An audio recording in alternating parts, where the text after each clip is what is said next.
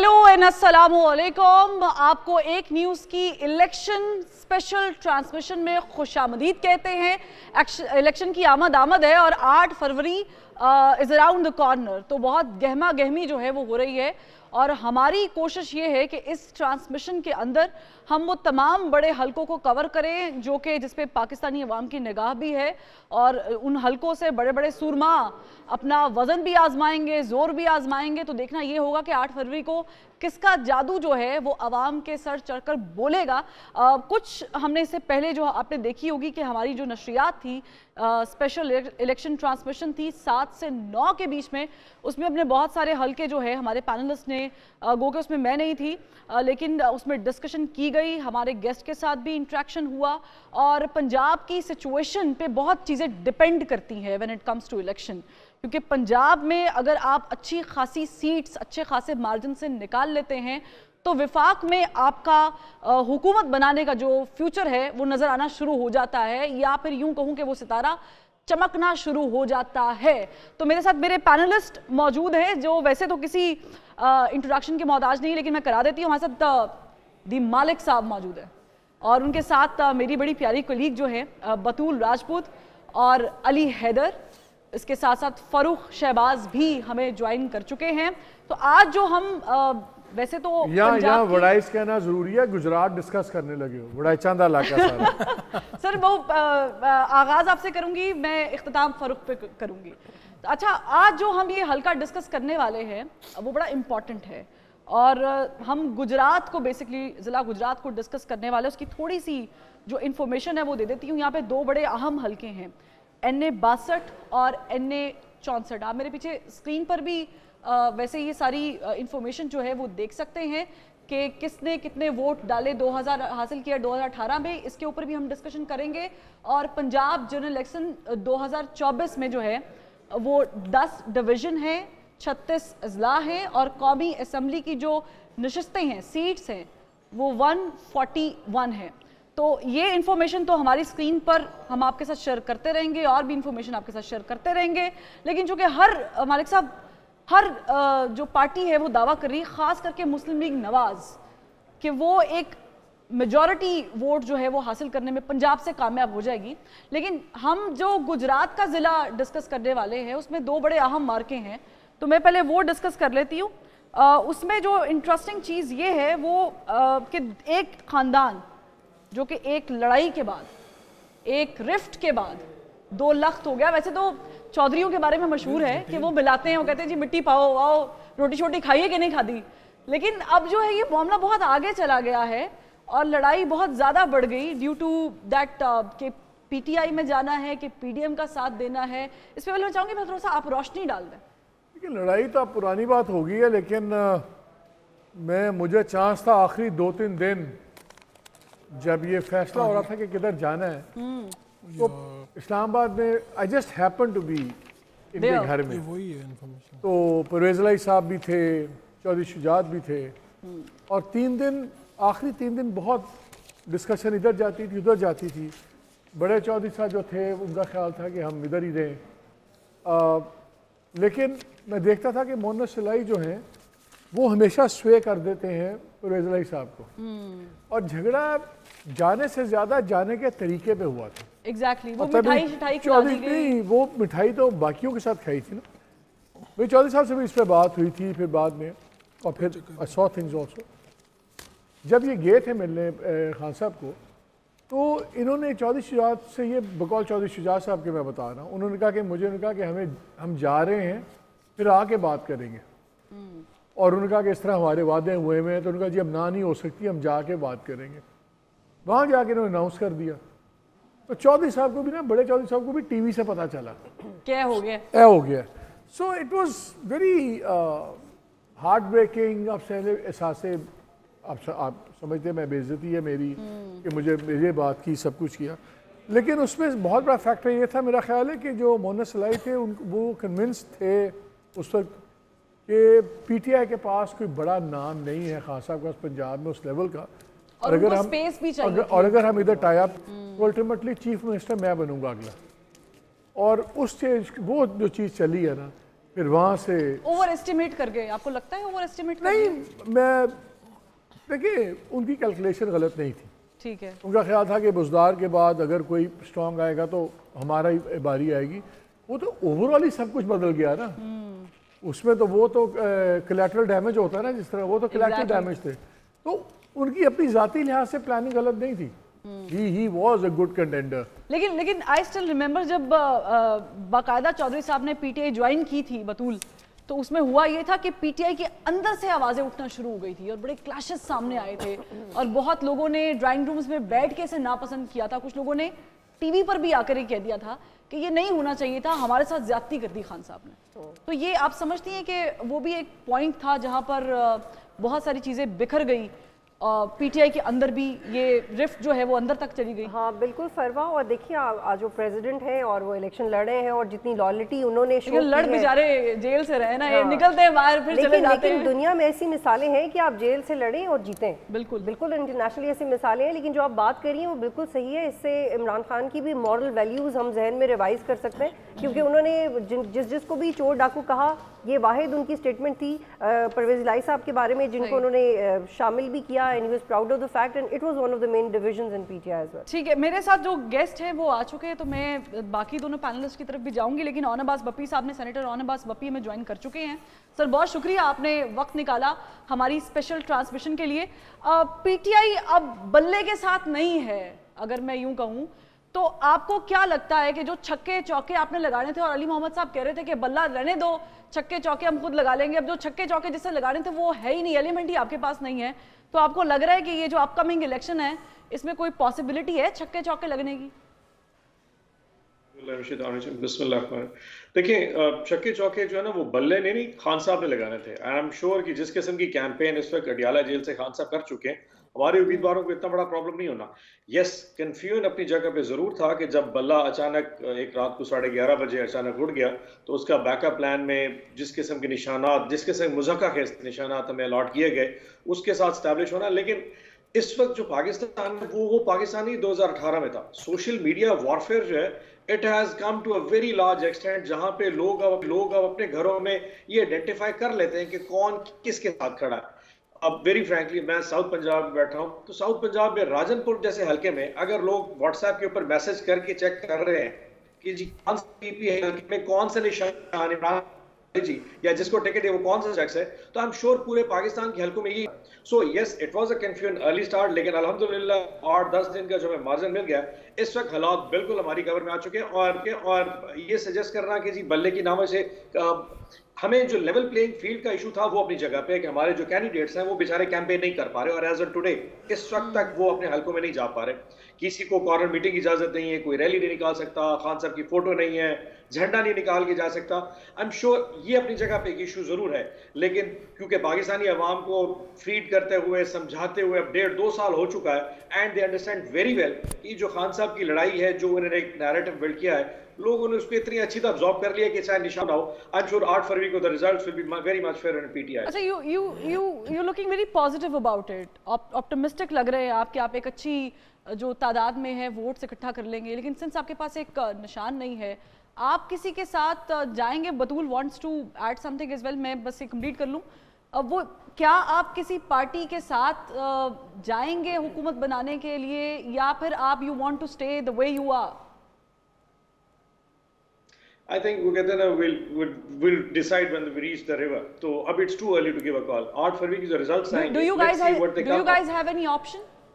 अभी कोई है कोई राब्ते? अच्छा, ये मैं अभी इसके बारे में कोई नहीं करना चाहूंगा। 8 फरवरी की रात को आई एम श्योर कि हम क्या कोई भी पॉलिटिकल जमात, चाहे वो पीपल्स पार्टी और नून लीगो, कोई भी इस पोजीशन में इस वक्त नहीं है कि ये सजेस्ट करे कि कौन कहाँ लंच करेगा।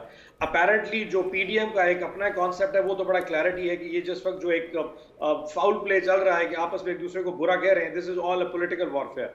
Eight the end of the day in लोगों ने तो आपस में इकट्ठा होना ही होना है। हमारी क्योंकि पोजीशन है पीटीआई अगेंस्ट एवरीबडी एल्स, हमारी सिचुएशन इज डिफरेंट, और लोग हमें सिलेक्ट इसलिए भी कर रहे हैं क्योंकि वो समझते हैं कि हम डिफरेंट हैं। सर इलेक्ट कर रहे हैं, सिलेक्ट नहीं, इलेक्ट कर रहे हैं। हमारा मंशूर लेता, हमारी आइडियोलॉजी लेता, तो किसी के साथ अभी इस वक्त ये सोचना, मेरे ख्याल में ये थोड़ा सा लोगों की सोच के साथ भी जाती होगी। 8 के बाद जब आएगा सिचुएशन, नंबर गेम देखने के बाद, I think it will be. चलिए Malik sahab wants to ask you something. Malik sahab please. अस्सलाम वालेकुम मोहन, यार एक चीज बताएं, हर इंसिडेंट से ना you take away something from it. जब 9th में हुआ और obviously it was a very sad day, लेकिन बड़ा इंटरेस्टिंग एक एनालिसिस था एस्टैब्लिशमेंट के कुछ इंपॉर्टेंट लोगों का। उन्होंने कहा देखें जी, लेवल ऑफ वायलेंस बड़ा हाई था लेकिन नंबर ऑफ पीपल बड़ा लो था, और वहाँ से जो एक लेसन वहाँ लिया गया वो ये PTI को हैंडल किया जा सकता है सड़क के ऊपर, और ये इतनी बड़ी फोर्स सड़क पे नहीं है कि ये काबू ना आ सके। और 9th मई का बाकी चीज़ें छोड़ दें, ये एक टेक अवे था कि देखें वायलेंस की लेवल बहुत तेज़ थी लेकिन तादाद इतनी नहीं थी।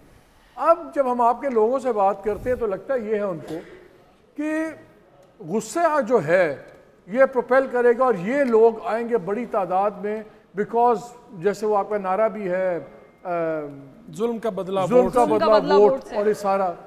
अब कुछ बड़े शहरों में तो मुझे समझ आती है, लाहौर, कराची, जहाँ पे पॉपुलेशन डेंसिटी और तरह से है, पोलिंग स्टेशंस भी करीब हैं, सब कुछ है।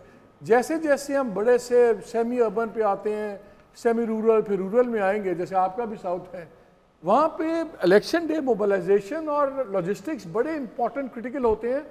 तब उन हालात में भी जब आपके खिलाफ कोई सिस्टम आपको ना रगड़ रहा हो, तो क्या ये खाली गुस्से वाला वोट ओवर रेट नहीं कर रहे आपके लोग? लाखों की करोड़ों की तादाद में आ जाएंगे। Important question. आपको मैं एक एग्जांपल देता हूँ मालिक साहब, क्वेश्चन आपको बड़ा जबरदस्त है। आपको याद होगा राजनपुर में इलेक्शन हुआ था पिछले साल में, बाई इलेक्शन मोहसिन लगारी साहब वाला, जब सरदार जाफर खान साहब फौत हो गए थे। बिल्कुल। तो उस वक्त भी हालात तकरीबन इससे मिलते जुलते, सिर्फ इशू ये था कि उस वक्त खान साहब जेल से बाहर थे, बाकी तकरीबन जो एग्रेशन का जो एक ऑनस्लॉट थी वो तकरीबन इसी लेवल की थी। फसलें भी जलाई गई, लोगों को गिरफ्तार भी किया गया, बहुत कुछ था। मैं तो उस पूरी साउथ पंजाब प्रेसिडेंट को देख रहा था।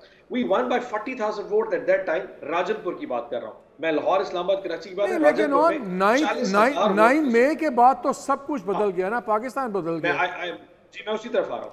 9 मई के बाद चीजें बहुत सारी डिफरेंट हो गई। Yes, Khan sahab is in jail right now, हमारा बल्ले का निशान भी चला गया, लेकिन उससे बड़ी चीज जो पॉजिटिव है, वो कहते हैं ना क्या चीज में इसमें से निकाली जा सकती है, पार्टीज यूनाइटेड, और पार्टी से ज्यादा लोग मुत्तफिक हैं। तो एक बात है ना कि आप इस वक्त तमाम जमातें अपना मंशूर बेच रही हैं, बिलाल भुट्टो जरदारी अपना मंशूर बेच रहे हैं, नवाज शरीफ साहब अपना मंशूर बेच रहे हैं। हमारा मंशूर बहुत ही सिंपल है कि जिस पाकिस्तान की, जिस तब्दीली की, जो चीज पाकिस्तान में हकीकी बातें थे वो एक्चुअल में हो सकती है if you really believe in कि 8 फरवरी को आप आ जाए। Khan whatever he is facing in Adiala jail, बुश आपा के साथ जो हो रहा है, जो पूरी पार्टी के साथ हो रहा है, उस सारी चीजों का मत नजर के लोगों के अब ये अंडरस्टैंड कर गए हैं कि इसका अल्टीमेट जो रेमेडी है वो 8 फरवरी है। अच्छा, और मुबी साहब I think you should name it तब्दीली प्लस इंस्टेड ऑफ तब्दीली, क्योंकि तब्दीली हमने देखी है 2018 के। बतूल ने कुछ, बतूल राजपूत बात कर रही हूँ मैं आपसे पूछना चाहती हूँ कि रिपोर्टेडली 43% जो लोग अदम एतमाद के बाद 107 तकरीबन जिनका ताल्लुक पाकिस्तान तहरीक इंसाफ से था, वो बट गए मुख्तलिफ सियासी जमातों में रिपोर्टेडली। और अब ये खबरें आ रही हैं कि आपके वो आज़ाद उम्मीदवार जो आप लोगों की सपोर्ट से लड़ रहे हैं इलेक्शंस, उन्होंने ऑलरेडी अपने राब्ते भी शुरू कर दिए हैं कि अगर आपके लिए हालात ज़्यादा ख़राब होते हैं तो वो एटलीस्ट अपना सियासी मुस्तकबिल दाव पे ना लगाएं। How are you going to make sure कि वो आपके साथ ही रहें, क्योंकि पहले भी जो मुनर्रफ अराकीन थे उनके साथ आपका बेहतर एक्सपीरियंस नहीं हुआ? अच्छा, I cannot predict the unpredictable, but having said that, एक चीज थोड़ा ethical code भी तो है, और I'm sure this is not for Pakistan, this is for everybody else, everywhere, कि पाकिस्तान में जो शख्स इस वक्त शेर या तीर के अलावा इस वक्त आज़ाद उम्मीदवार अगर जीत के आ रहा है तो अल्टीमेटली इमरान खान की आइडियोलॉजी पे इलेक्शन वोट लेके आ रहा है। अब आप 1 लाख वोट लेके किसी हल्के में से जीत के आ जाएं, ठीक है, मिसाल के तौर पे मुल्तान में या खानेवाल में, जिस तरह हमारे हल्के, अब वो जब जीत के आएगा और अगर वो 9 फरवरी की सुबह ये फैसला करके आना जी मैंने नून लिया कहीं और जाना, या उसको मजबूर कर दिया जाए बाय ऑल मींस कि उसको उठा के किसी फेंक दिया जाए, तो कहीं ना कहीं आवाम को तो फेस करना पड़ेगा। It is not that easy कि आप डिसाइड करें just because you have to stay in power, you decide कि मैं वो जो 1 लाख वोट है जो कि इमरान खान का है और उसकी वजह से मुझे पड़ा है, बट क्योंकि मुझे गवर्नमेंट में जाना I have to you know change sides. एक चीज बताएं, उसने तो फेस करना है 5 साल बाद, और साल 2 साल में things might take a different turn. आपके ख्याल में इतना प्रेशर होगा कि इतना मॉरल प्रेशर जिसको आप कहते हैं कि वो सब कुछ रिस्क कर दे?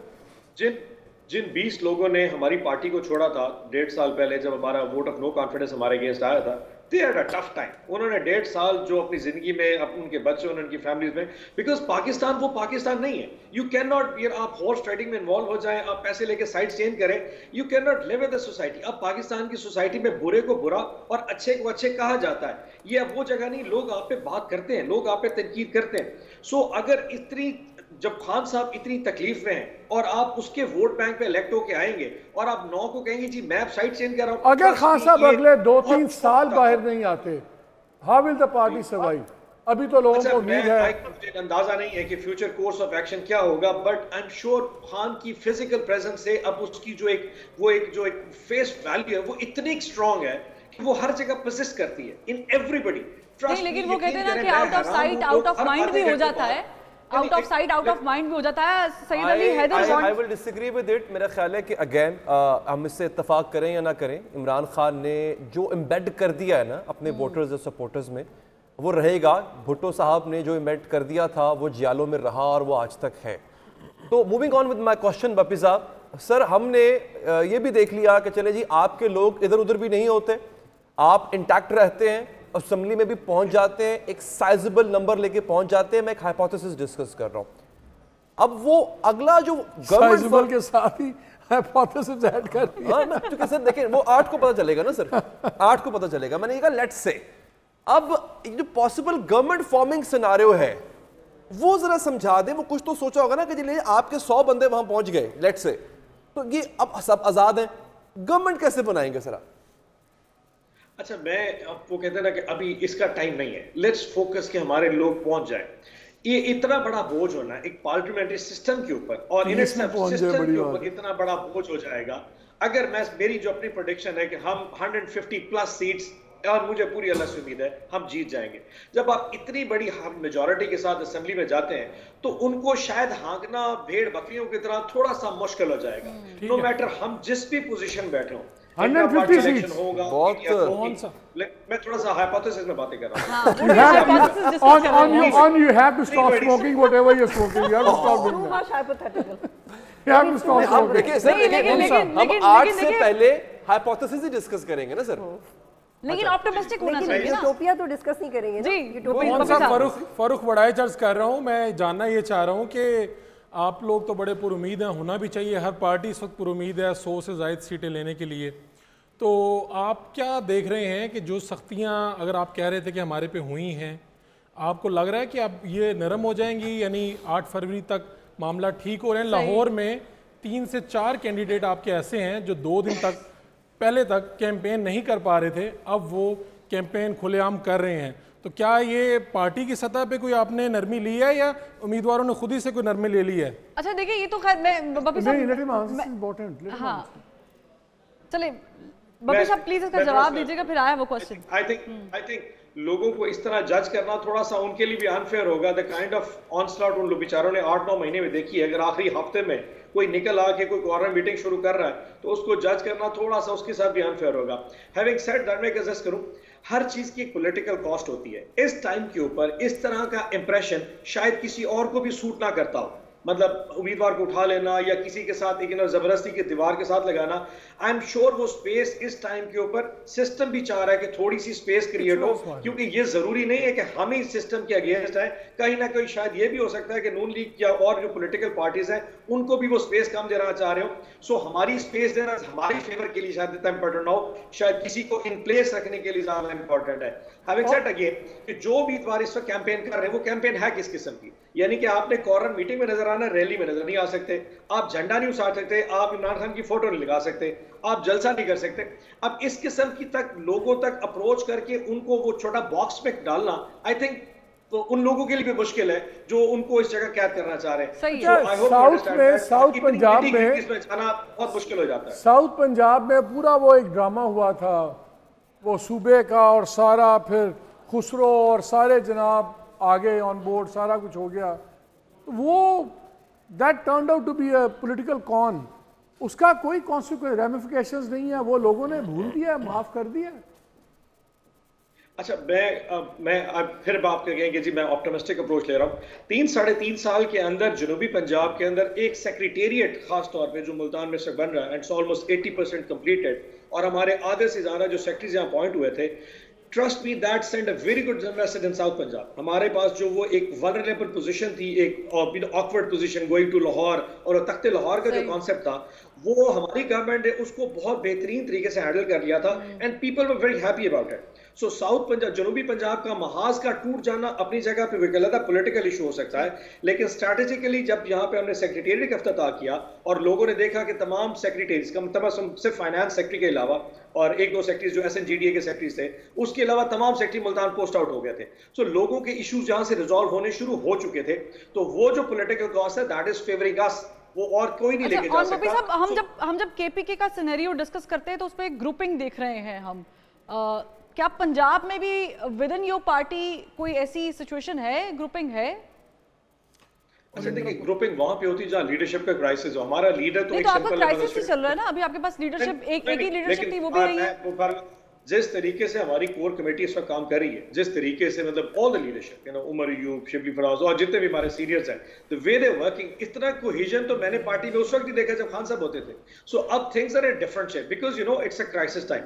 एवरीबडी नोज, आपके पास पूरा बर्डन है, कल को अकाउंटेबिलिटी होगी, जब ये सारे लोग आएंगे, खान साहब आएंगे, सवाल जवाब तो पूछे जाएंगे। अच्छा, आपको उम्मीद है कि वो आएंगे? वो वैसे मुझे एक डायलॉग याद आ गया, मेरे करण अर्जुन आएंगे। जिस तरह के केसेस चल रहे हैं, do you think he will stay for life? ऐसा नहीं होने लगा। मतलब वेरी फ्रैंकली आप खुद अब बताइए, 3 दिन में 3 केसों के फैसले, इतना स्ट्रक्चर्ड किस्म की तो फाइनेंसिंग नहीं होती जिस किस्म की जजमेंट्स आ रही है। मतलब टाइमिंग चेक करें कि इलेक्शन से 8 दिन पहले एक जजमेंट आनी है, 7 दिन पहले दूसरी आनी है, 6 दिन पहले तीसरी आनी है। मतलब इतनी प्लानिंग के सारी चीजें, do you really think they will stand for? चलिए बब्बी साहब, इस पे मेरे दोनों कलीग जो फारूक और बतूल आपसे कुछ पूछना चाह रहे हैं। बब्बी साहब, सिर्फ एक मुख्तसर सवाल है कि क्या हुआ था? आप लोगों ने तो इस मरतबा बड़ा ऑर्गेनाइज इंट्रा पार्टी इलेक्शन करवाने जा रहे थे, ये क्या हुआ अचानक मौखर कर दिया? बाद में ये मंशूर में भी अब है 2-3। अगर आप पिछले इंटर पार्टी की बात करें जो आज जो जी ये जो अभी आप 5 तारीख को 5 फरवरी वाले, अच्छा उसमें बड़ा सिंपल है। हमने प्लान पूरा जबरदस्त बना लिया था। इशू ये था, अगर आपको याद हो कि जिस किस्म प्रोसेस से हमारी जमात को गुजारा गया, शायद पाकिस्तान में किसी जमात को नहीं। अगर आप तो सारे सीनियर्स हैं, आपको ज्यादा पता होगा सहाफत में।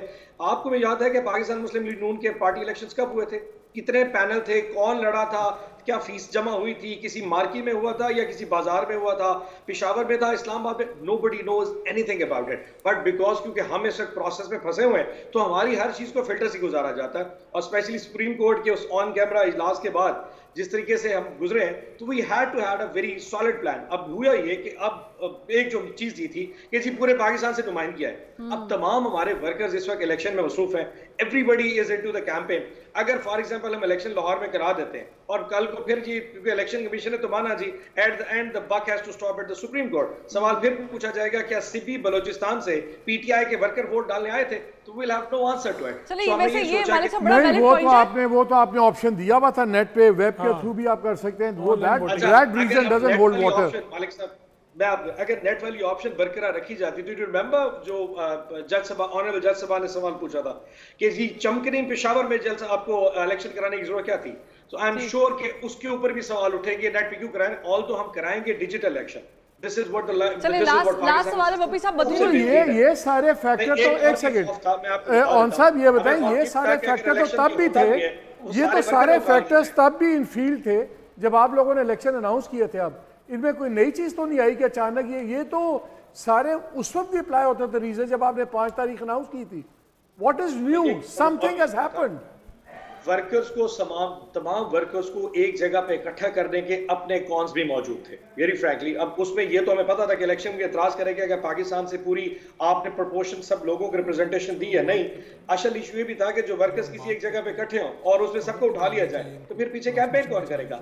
इस किस्म की इस वक्त मतलब कोई अगर हमें हिट लगती तो उसके नुकसान 8 फरवरी को आ सकते थे। सो पार्टी ने बहुत रैशनली फैसला किया कि इलेक्शन तो आपके अपने लोगों ने भी डुबियस करार दिए हुए हैं। मैं 2013-14 की बात कर रहा हूँ, तब तो जस्टिस वजीउद्दीन साहब ने जो रिजेंटमेंट शो की थी, यहाँ तक कि आपके तीर सारे उनकी तरफ हो गए थे। फिर आपने एक बिल्कुल हाई मॉरल ग्राउंड पे जाके कहा था कि इलेक्शंस हमारे सबसे फेयर हुआ करेंगे। फिर आपके अपने लोगों ने सवाल उठाने शुरू कर दिए। इलेक्शन कमीशन तो बहुत बाद में आया sir, your elections were never fair.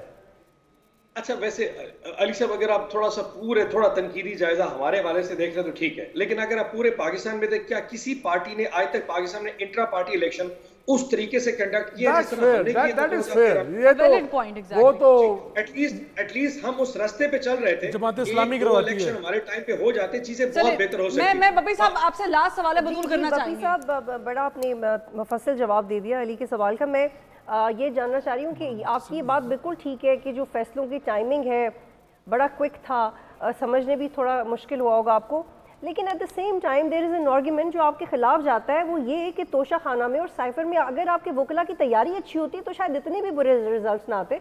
और इंट्रा पार्टी के हवाले से भी जो ECP का फैसला था और बाद में सुप्रीम कोर्ट ने उसको इंडोर्स किया, वो इसलिए कि आप लोग प्रूव नहीं कर पाए कि इलेक्शंस हुए। वो उनका अगर आप जजमेंट पढ़ें तो जो उसमें सबसे अंडरस्टैंडेबल जुमला है वो ये कि we are not convinced about the conduction of the elections, कि वो प्रोसेस क्या था। 1 2 3 4 5 गलतियां नहीं है, हुआ भी है या नहीं, इससे प्रॉब्लम है। और तो वकला की तैयारी के बारे में बताइएगा।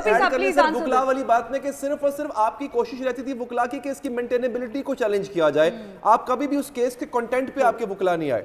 बप्पी साहब, अच्छा मैं इसको थोड़ा सा ना लाइटर टोन में कहूं, please pardon me for that.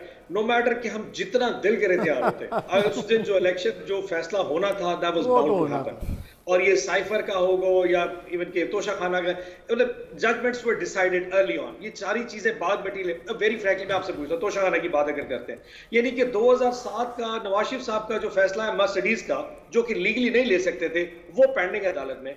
Khan साहब की हुकूमत को खत्म 1.5 साल हुआ है और आपने वो जो लीगली एक घड़ी जो वो अटेन कर सकते थे, जिसकी उन्होंने टोकन मनी जमा करा के अगर उसको अपने पास रख भी लिया, उसकी आपने इंटरनेशनल वैल्यूएशंस थ्रू, मतलब अपने इन्वेस्टिगेटर्स के थ्रू करा के 1.5 अरब की, मतलब वेरी फ्रैंकली।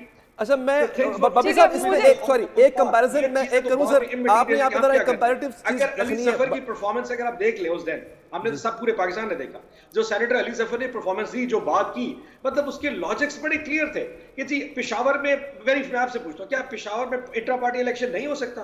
क्या 500 लोग इंट्रा पार्टी इलेक्शन पे नहीं आ सकते? मतलब क्या खान साहब, मतलब इतनी ऐसी चीजें सवाल पूछ के जो हमने भी कभी नहीं सोची होंगी।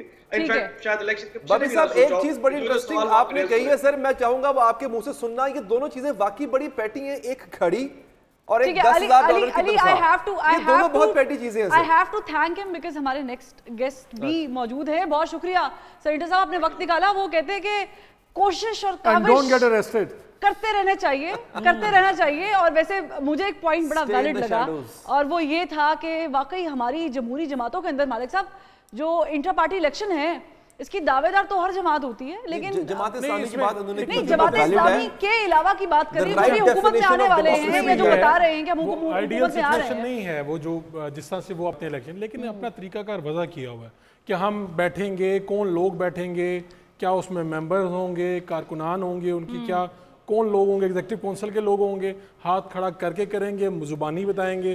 तो पीटीआई ने जो अपने पर्चे खुद बनाए, इससे इलेक्शन कमीशन के ताल्लुक होना भी नहीं चाहिए। एक पार्टी बनती है, वो अपने इंटरनल अफेयर्स कंडक्ट करते हैं, भाई बादशाह है तो बादशाह है उसकी बंदे की, अरे चाहे मियाँ साहब है चाहे जरदारी साहब है, इलेक्शन कमीशन मामा लगता है क्या है? लेकिन फरमाइश में दो पॉइंट्स भी अगर मामा थोड़ी देर के लिए लगता भी है, मान भी लें, तो कौन से 2 पॉइंट्स है जो कि हम देखते हैं कि मुस्तकबिल में हमें आरफादूर को इन करना है। दुनिया में कहीं नहीं होता। We welcome you here. मैं चाहूंगी कि हम उनको जो है वेलकम कर ले। चले थोड़ी देर में जो है वो दुनिया में तो निगरान दिया जाएगा। मैं गुजरात की सिचुएशन को डिस्कस कर रही थी वैसे, लेकिन हम जाहिर है कि और बात बप्पी साहब आगे तो सिचुएशन यहाँ से वहाँ हो गई, यही होता है। लेकिन हमारे जुमला के जो PMLN के हुए थे, आई एम श्योर अली को ये बात पता होगी कि कन्वेंशन सेंटर में उनके बैलेट पेपर्स नहीं थे PMLN के जब इंट्रा पार्टी इलेक्शन हुए थे। मैं चाहूंगी हम टॉपिक पे आ जाए। पंजाबी का मुहावरा है ना, आटा गूंदे खांसेंगे मार दो।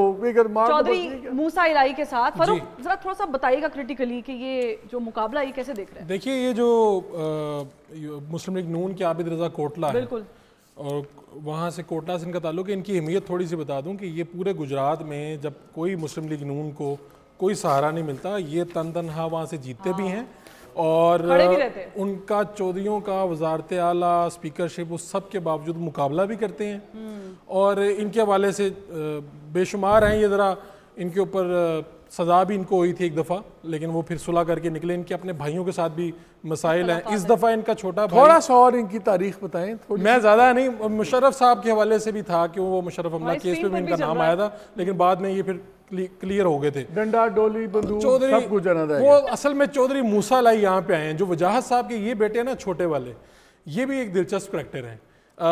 आबिद रजा का मुकाबला भी शायद मूसा जैसा ही कोई उतार भी किया जा सकता है। वो भी ये जो गुजरात का खास कल्चर है ना, वो शेर रशीद साहब अपना बताते हैं ना कि हम जेल में गए तो वहाँ पे गुजरात वालों को उन्होंने कहा जी मैंने नहीं मारे बंदे, उन्होंने कहा नहीं आया ना क्या करो, अच्छा करो कि मैं बंदे मारे नहीं। तो गुजरात का खास है कि यार हमने ये किया है। ये यहाँ पे इस हल्के में जाट बिरादरी भी बहुत बैठी हुई है, गुजर बिरादरी भी है। एक का ताल्लुक जाट बिरादरी से और एक जो आबिद रजा गोटले वो गुजर है।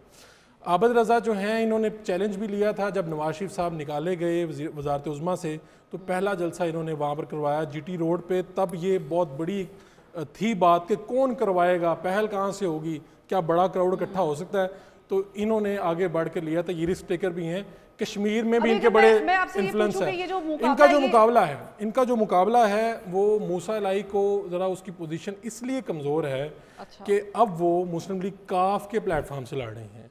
तो पाकिस्तान तहरीक इंसाफ यहाँ से मिसिंग है, यानी पाकिस्तान तहरीक इंसाफ का वोट जो है असल फैक्टर वो है। हाँ, तो मुस्लिम लीग नून का वोटर अपनी जगह पर खड़ा था, आबिद रजा का जाती वोटर है, मुस्लिम लीग नून से ज़्यादा आबिद रजा का अपना वोटर है। मूसा लाई का अपना वोटर तो है, लेकिन खानदान डिवाइड हो चुका, टिकट्स डिवाइड हो चुके। इस सब में आबिद रजा का मुकाबला करना, और वहाँ पे जब अब नून लीग की एडमिनिस्ट्रेशन और हर जगह पे चल रही है, वहाँ पर इनका मुकाबला करना काफ़ी मुश्किल हो जाएगा। अली आपका मैं कमेंट जानना चाहूंगी। डिवाइडेड चौधरी खानदान जो है वो मेरा ख्याल है कि अब उस पोजीशन में नहीं है।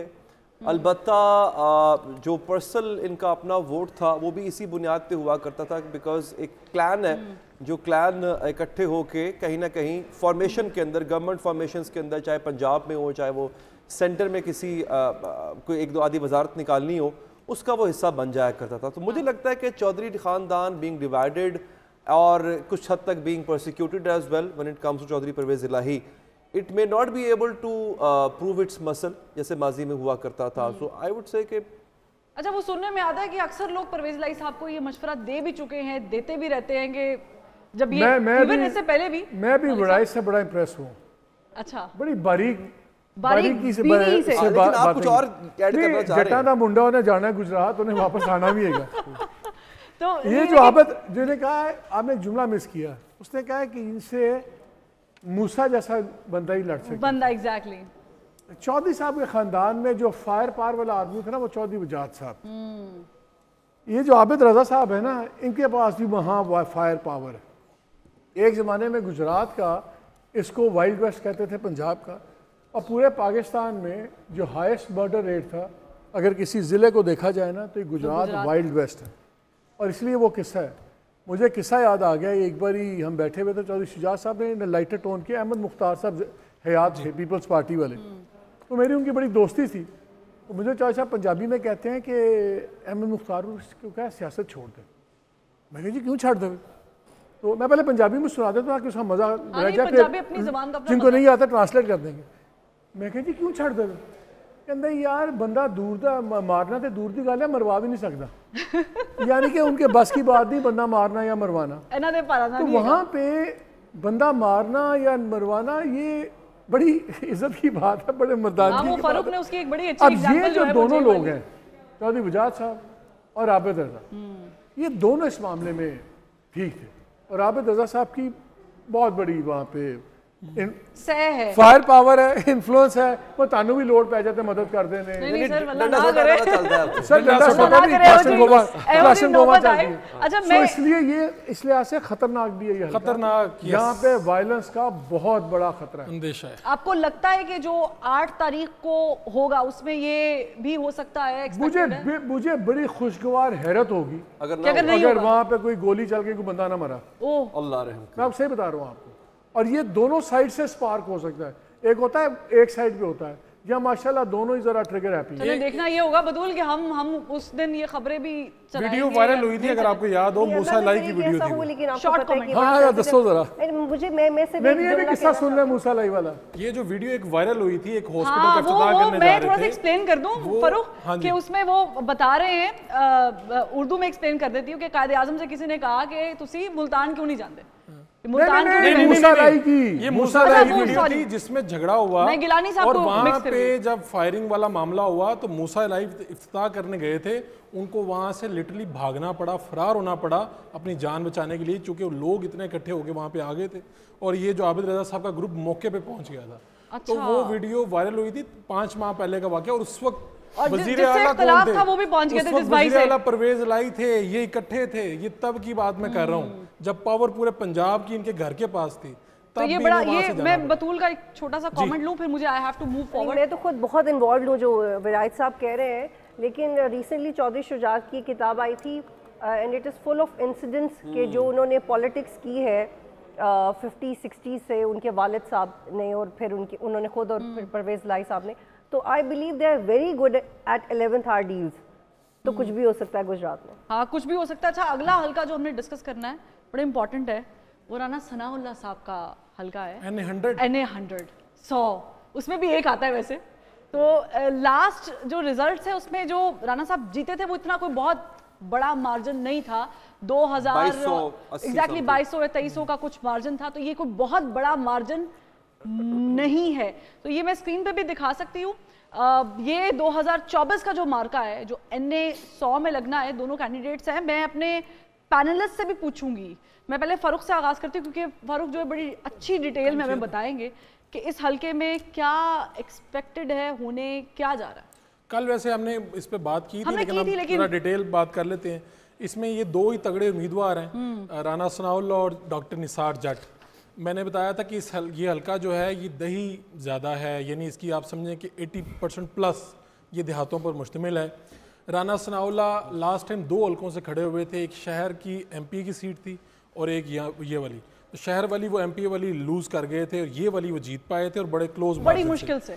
ये जो यहाँ पे इस हल्के की बड़ी दिलचस्प बात ये है कि जो जाट बरादरी है, जाटों के बहुत ज़्यादा गांव हैं यहाँ पे, 100 से ज़ायद गांव हैं। एक करैक्टर थे सईद बंदेशा, बड़े दुश्मनियों के वाले से बड़े पॉपुलर रहे हैं, उनका नाम आज भी लोग जानते होंगे पंजाब में। उनके ये दामाद हैं निसार जट, लेकिन इनकी मुसीबत क्या है? इन्हें मुसीबत ये है कि राना सनाउल्लाह साहब वज़ीर दाखिला रहे हैं, उन्होंने तगड़ा काम करवाया हल्के में।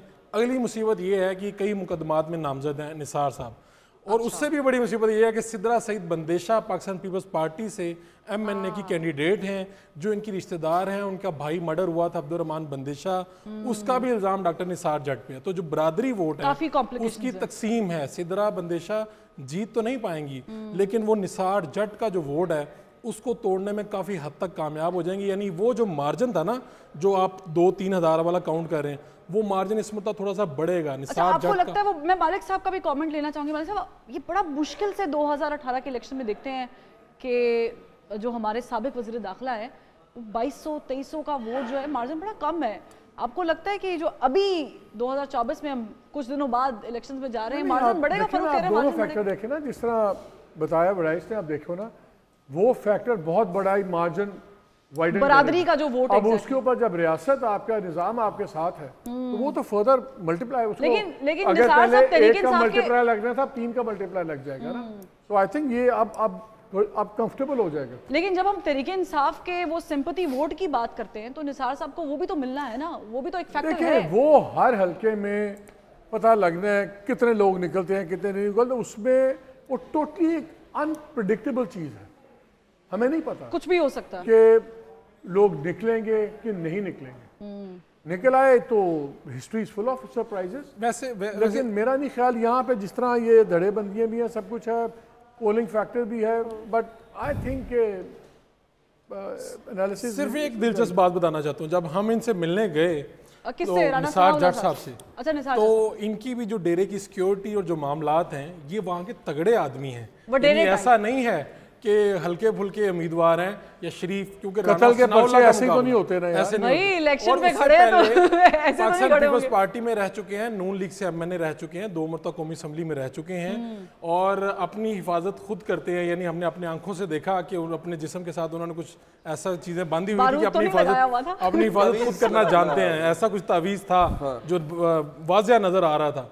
लेकिन मसला यही है जो ये बात कर रहे हैं कि अगर वो जो एक तो राना सनाउल्लाह साहब के पास वो पावर्स थी जब वो वज़ीर दाखिला थे, और दूसरा वो पावर्स किसी हद तक आज भी रिफ्लेक्ट हो रही हैं, तो उसके नतीजे में शायद निसार जट वो नताइज ना दिखा पाएँ जो पहले दिखा पा रहे थे। लेकिन आपने जैसे कि बतूल फारूक ने और मालिक साहब ने कहा कि इस बार शायद ये मार्जिन जो लास्ट टाइम कम रह गया था वो ज़्यादा हो जाएगा, लेकिन अगेन मेरा पॉइंट ये है कि हो सकता है, होने को कुछ भी हो सकता है, क्योंकि फ्यू डेज बैक जब हम आपस में कुछ बात कर रहे थे तो किसी ने बताया था, जो कि मेरे सामने एक शख्सियत भी बैठी हुई है, कि अक्सर नून लीग के लोगों को खतरात लाहक हैं कि उनकी शायद सीट जो है वो खतरे में पड़ सकती है या मार्जिन इतना ज्यादा नहीं होगा जिससे वो जीतेंगे। बिल्कुल, तो ये लामिंग है। जी बिल्कुल, जैसे आबिद शेर अली हारे थे दो दफ़ा, और तो फैसलाबाद और जो पंजाब वैसे वराज को ज़्यादा पड़ता है, बट मुझे ये यकीन है कि जो PMLN का वोटर है वो परफॉर्मेंस बेस्ड वोटर है, क्योंकि ज़्यादा बिजनेस कम्युनिटी का वोट जाता है। तो हम हिस्टोरिकली भी देखते रहे कि आपका वोटर स्विंग कर जाता है अगर आपकी परफॉर्मेंस अच्छी ना हो।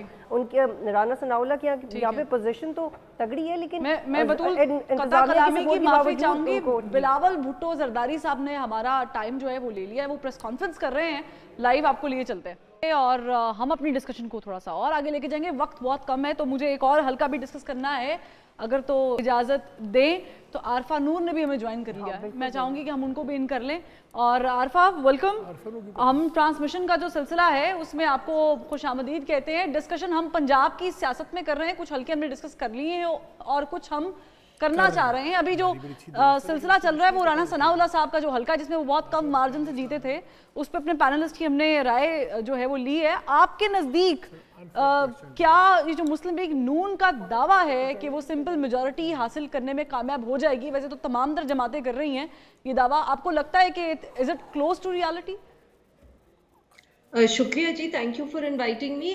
जैसे आप लोग अभी गुफ्तगू भी कर रहे थे और नवाज बप्पी साहब भी गालबन, इस वक्त तुझे हर जमात जो है वो यही कह रही है कि उनकी सिंपल मेजॉरिटी आएगी। बिलावल भुट्टो जरदारी साहब भी यही जिक्र कर रहे थे, जो उनकी अभी लाइव प्रेस कॉन्फ्रेंस हुई है जिसमें वो कह रहे थे कि आप मुझे सिंपल मेजॉरिटी देंगे तो मैं ये बहुत से मुश्किल काम कर सकूंगा।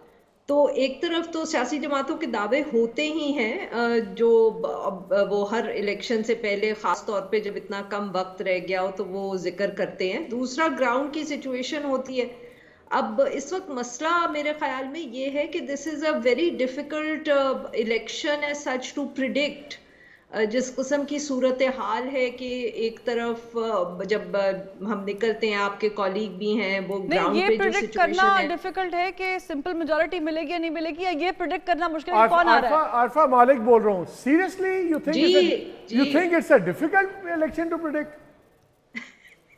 I think it's a difficult election to predict for journalists because हमें आदत है कि हम में से जो हमारे कॉलीग्स हैं जो फील्ड में निकलते हैं वो वहां से रिपोर्ट्स लाते हैं, उसके बाद बैठ के हम हिसाब किताब करते हैं, हम कहते हैं ये पोजीशन जो है इस पार्टी की मजबूत है, इसकी कमजोर है। उसकी बेसिस पे हम हमेशा हर इलेक्शन से पहले एक नंबर सामने करते हैं। तो मालिक, इस दफे मेरे कहने का मकसद ये था कि मुझे समझ नहीं आती कि मैं किस बेसिस पे कहूँ। अगर आप मुझसे यूं पूछेंगे कि मेरे ख्याल में कौन जीत रहा है, मैं आपको फौरन बता दूंगी कि मेरे ख्याल में PMLN की हुकूमत बनेगी। ठीक है, बट बतूल आपसे कुछ पूछना चाह रही हैं। आरिफा नूर साहिबा, बतूल राशिद बात कर रही है। बहुत अच्छा लगा कि आपने ज्वाइन किया है। आप बहुत क्रिटिकली लिखती हैं पाकिस्तान की सियासत के ऊपर। मेरा आपसे बहुत सुनने में शायद सतही सा सवाल लग रहा हो, लेकिन बहुत ज़रूरी हम जानना चाहते हैं कि अब वाकई हम उस एवोल्यूशन प्रोसेस से गुजर रहे हैं, पहले हाइब्रिड हो या कोई भी फार्मूला हो। आपको एज ए जर्नलिस्ट क्या लगता है पाकिस्तान की इस वक्त जो भी सियासी डायनामिक्स है, Do you think that it is anyhow even an iota of the evolution that we need in democracy? ठीक, चले मैं आरिफा नूर साहिबा विद ड्यू रिस्पेक्ट चाहूंगी ये सवाल आप रख लें, अपने पास रख लें। मेरा भी एक आपसे सवाल था, वो मैं किए जाती हूँ क्योंकि ब्रेक लेने का कहा जा रहा है। वो ये है कि आपको लगता है कि कुछ बड़े अपसेट्स हो सकते हैं नून लीग को? ये जो दोनों जवाबात है मैं चाहूंगी आप ब्रेक कुछ बड़े लोग अपसेट हो सकते हैं, कुछ बड़े लोग नहीं होगा। That's what Malik साहब is saying। तो मुझे एक ब्रेक लेनी है, ब्रेक से जब वापस आएंगे तो मेरी कलीग जो है वो मुझे रिप्लेस कर चुकी होंगी और फाइनली मैं जाके उस हॉट सीट पे बैठ जाऊंगी। एक ब्रेक लेते हैं।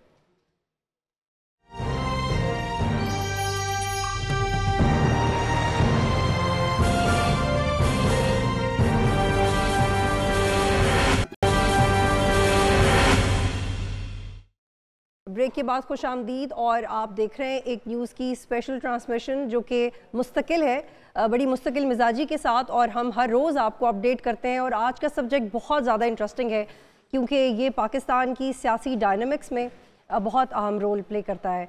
अगर बलूचिस्तान में हमेशा मखलूत हुकूमत रही है और बलूचिस्तान इलेक्टेबल्स की वजह से जाना जाता है, तो पंजाब के बारे में ये कहना हरगिज़ गलत नहीं होगा कि 1937 से लेके अब तक जो वज़ीर आज़म पंजाब का लाडला होता है वो फिर पूरे मुल्क का हो जाता है। जैसे जुल्फ़िकार अली भुट्टो साहब सिंध में बड़े तगड़े थे, but he was bound to come to Punjab and win the seats and there he got his political career. मेरे साथ इस वक्त आरिफा नूर साहिबा मौजूद हैं। ब्रेक से पहले उन्होंने हमें ज्वाइन किया था। आरिफा नूर साहिबा, जी आरिफा नूर साहिबा आप मुझे सुन सकती हैं? जी जी बिल्कुल, आपकी आवाज़ आ रही है। जी आरिफा नूर साहिबा, ब्रेक से पहले मैंने आपसे सवाल ये किया था कि क्या, जी फरवा ने भी किया था, लेकिन चूंकि मैंने पहले किया था तो उसका जवाब पहले दे दें। मैं शॉर्टली रिवाइज कर देती हूँ। हमने आपसे ये पूछा था कि आप समझती हैं कि जो भी हालात हैं इस वक्त पाकिस्तान में वो एटलीस्ट एक कदम है डेमोक्रेसी की एवोल्यूशन का। और फिर फरवा आप अपना सवाल दोबारा कर सकते हैं। जवाब दे दें, फिर मैं उसको रिपीट कर दूंगी। जी जी आरिफा साहिबा। जी देखिए, एवोल्यूशन तो मेरे ख्याल में हर माशरे में हर वक्त ही हो रहा होता है ना। कभी कोई ऐसा वक्त तो नहीं आता जिसमें तब्दीली आनी बंद हो जाए, और तब्दीली से मेरी मुराद पाकिस्तान तहरीक इंसाफ नहीं है। जैसे अंग्रेजी में वो कहावत है ना, change is the only constant. अब मेरे ख्याल में इस वक्त शायद तब्दीली बहुत तेज़ी से हमें नज़र आ रही है, और उसकी एक दो वजूहात हैं। आप लोग क्या, हम आजकल सभी डिस्कस कर रहे होते हैं। एक तरफ यूथ बल्ज है, हम उसकी कॉन्स्टेंटली बात करते हैं, उसका इलेक्शन पे हम समझ रहे हैं कि इम्पैक्ट भी होगा। और देखिए वो इम्पैक्ट सिर्फ इलेक्टोरल प्रोसेस में नहीं होगा। आप हम में से कुछ को याद है कि जब जो 90 की दिहाई की सियासत है जिसका हम बहुत जिक्र करते हैं, उसका जो एक बहुत सिग्निफिकेंट एस्पेक्ट था ना, वो ये था कि उस वक्त सारी लीडरशिप बहुत यंग थी। बेनज़ीर भुट्टो साहिबा अपनी 30s में थी जब वो पहली दफ़े वज़ीर आज़म बनी। नवाज शरीफ साहब 40 साल के थे तकरीबन जब वो पहली दफ़े वज़ीर आज़म बने। बाकी भी लीडरशिप पूरी साउथ एशिया में बहुत यंग थी। राजीव गांधी साहब हमें इंडिया में नज़र आते थे, और ऑब्वियसली उन्हीं की जनरेशन की बांग्लादेश की भी लीडरशिप थी। वो जनरेशन जो है वो अभी तक डोमिनेट कर रही है, बट अब ऑब्वियसली हम उम्मीद करते हैं, not for any other reason but just के उम्र की वजह से, अब वो सब 70 साल में उन्होंने रिप्लेस होना है। तो वो जो एवोल्यूशन है ना, वो सिर्फ वोटर की नहीं हो रही है, वो उस लीडरशिप की भी हो रही है जो 90s से डोमिनेट कर रहे हैं। जी आरिफा नूर साहिबा, वेरी वेल सेड, और मुझे लगता है ये बहुत इंपॉर्टेंट होता है। If I can just add a second point here, देखिए पाकिस्तान में जो बहुत बड़ा इशू है ना यहाँ, वो इशू है हमारी मईशत का। बिकॉज हमारी पॉपुलेशन बहुत बढ़ गई है, यूथ बल्ज है, मगर हमारी मईशत उससे कोप नहीं कर पा रही। तो ये जो हम तोड़ फोड़ भी मुआशरे में देख रहे हैं जिसका हमको इम्पैक्ट नजर आता है सियासत के ऊपर, ये मईशत का इससे बहुत गहरा ताल्लुक है। जी अच्छा आरिफा साहिबा, मैंने सवाल ये किया था कि आपको लगता है कि क्या मुस्लिम लीग नून जो है वो ओवर एस्टिमेट कर रही है चीज़ों को, कुछ बड़े अपसेट हो सकते हैं? जिसपे मालिक साहब ने एक जुमला कहा था, वो अगर वो रिपीट करना चाहें तो कर सकते हैं। मैंने कहा था बड़े लोग अपसेट हो सकते हैं, बड़े अपसेट मुझे भी, मेरे वाला बड़ा छोटा है तो सवाल ये है। देखिए मेरे ख्याल में पाकिस्तान मुस्लिम लीग नवाज बिल्कुल ओवर एस्टिमेट नहीं कर रही। आई थिंक वो एक बहुत it's an experience party, it knows exactly कि इस वक्त सियासत की क्या सूरत हाल है, और उनको ये भी पता है कि कौन से ऐसे फैक्टर्स हैं जिनकी वजह से वो इलेक्शन जीतेंगे।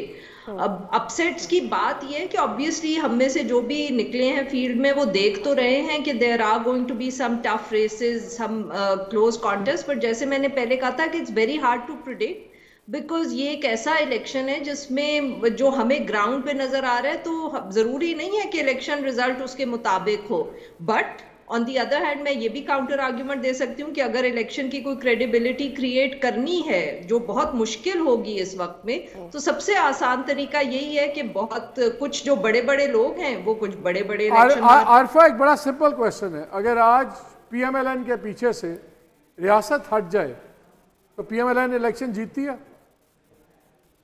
मेरा तो नहीं ख्याल। बस आरिफा नूर साहब, ये आपने जो जिक्र किया कि बहुत सारे फैक्टर्स हैं, उनमें से एक फैक्टर का जिक्र मालिक साहब ने किया है, लेकिन पर्टिकुलरली बताइएगा, अगर मेरे कुछ और कॉलीग सवाल करना चाहते हैं तो कर सकते हैं। आरिफा नूर साहब, पर्टिकुलरली बताइएगा, इज दिस द परफॉर्मेंस और manifesto, is this the aggression, या वोट को इज्जत दो, या फिर सिर्फ हामी है? कौन सा वाला फैक्टर है जो आपने भी फैक्टर्स का जिक्र किया है, कौन सा फैक्टर है जिस पे सबसे ज्यादा रिलाय कर रही है नून लीग? जी वो तो हम अब रियासत है जिसका मालिक साहब ने अभी जिक्र किया, हम सबको मालूम है कि इस वक्त तो, और इसीलिए तो मैंने कहा ना कि पाकिस्तान मुस्लिम लीग नवाज एक बहुत तजुर्बेकार जमात है। हम अब ये समझें कि उनको मालूम नहीं है कि इस वक्त फील्ड में क्या हो रहा है, या पॉपुलैरिटी की क्या सूरत हाल है या इलेक्शन की, तो ये ना वो they know exactly what is happening, और हम लोगों को भी अंदाजा है। अच्छा आरफा साहब, मेरा नाम अली हैदर है, मैं एक कमेंट करके फिर आपसे सवाल करूंगा कि जब हम ये कहते हैं कि नून लीग के पास तजुर्बा है और इलेक्शन उसको मैनेज करना आता है, इसमें कोई शक नहीं है, लेकिन जब हम ये देखते हैं कि वो मैनेज करना आता है और वो कर भी लेती है, तो कहीं ना कहीं ये जो हमारा कलेक्टिव इंटेलेक्ट है आवाम का, उसकी तौहीन भी है कि ठीक है, एक पार्टी को अगर मैनेज करना आता है तो वो कहीं भी हाँक लेगी आवाम को। सवाल इसमें मेरा ये है कि 2024 की जो अब आवाम है, जिसमें 2.5 करोड़ 2.25 करोड़ नया वोटर ऐड हुआ है, 1 करोड़ 25 लाख उसमें खवातीन है जो ऐड हुई हैं, ये वोट कारकर्दगी को मद्देनजर रखते हुए देंगे या रिएक्शन का वोट आएगा? व्हेन आई से रिएक्शन, तो there is lot going on around which you and I know, उसका कहीं ना कहीं रिएक्शन है जो कभी कहीं वेंट आउट नहीं हुआ अभी तक, मे बी वो 8 को वेंट आउट हो। आपको क्या लगता है वो किस चीज का वोट होगा? देखिए जी, ये पहली बात एक तो ये कि ये हम सहाफियों ने ना जरा मेरे ख्याल में बहुत पेजोरेटिव बना लिया है कि मैनेज करना इलेक्शन। मेरा नहीं ख्याल कि ये कोई ऐसी गलत चीज़ है। एक इलेक्शन डे की मैनेजमेंट होती है और उसके भी बहुत से मुहर्रकात होते हैं, और पाकिस्तान तहरीक इंसाफ हो, पीपीपी हो या पीएमएलएन हो, वो सब करते हैं।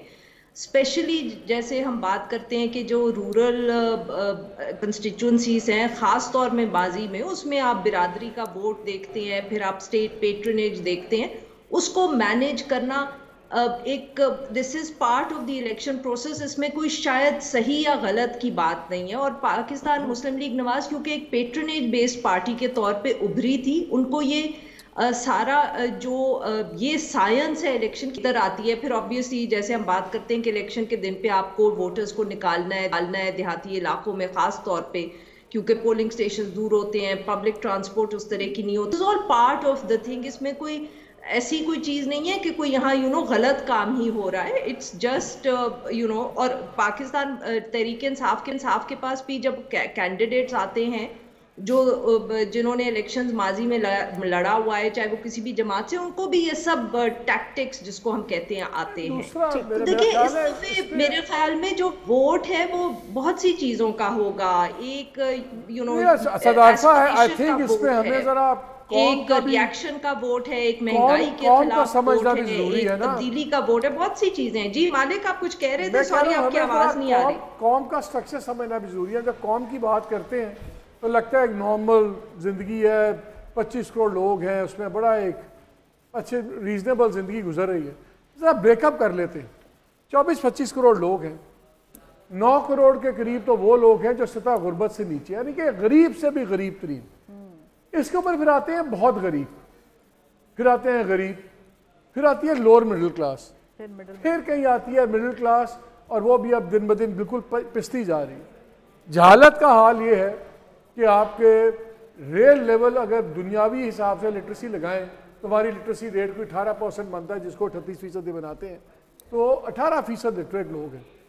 इस मॉब के अंदर जहाँ इतनी जो गुर्बत है, इतनी जहालत है, इतनी डेस्परेशन है, यहाँ पे जब हम कई बार वो फर्मा फिट करते हैं ना बाहर वाला एक्सपेक्टेशंस का, तो मेरा ख्याल है बड़ा अनफेयर एक चीज़ हो जाती है। तो इस आप समझते हैं सर कि हम इतना टका भी इवॉल्व नहीं हुए? नहीं, मैं कुछ और बात कर रहा हूँ। मैं कह रहा हूँ हमें लोगों की फ्रस्ट्रेशन या डेस्परेशन का और एक्सप्लॉयटेशन उनकी करना कितनी आसान है उसको हम अंडर एस्टिमेट करते हैं, बिकॉज हम आसूदा हाल लोगों में शामिल होते हैं।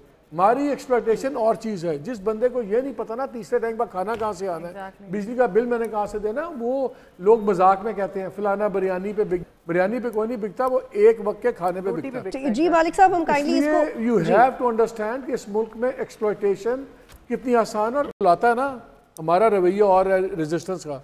वो एक बंदा ना उधर टिरच खाना ना उधर सिर पे छत, और उसको तो पुलिस वाला सड़क पे जूतियां मारता है, वो कहाँ से रेजिस्ट करेगा?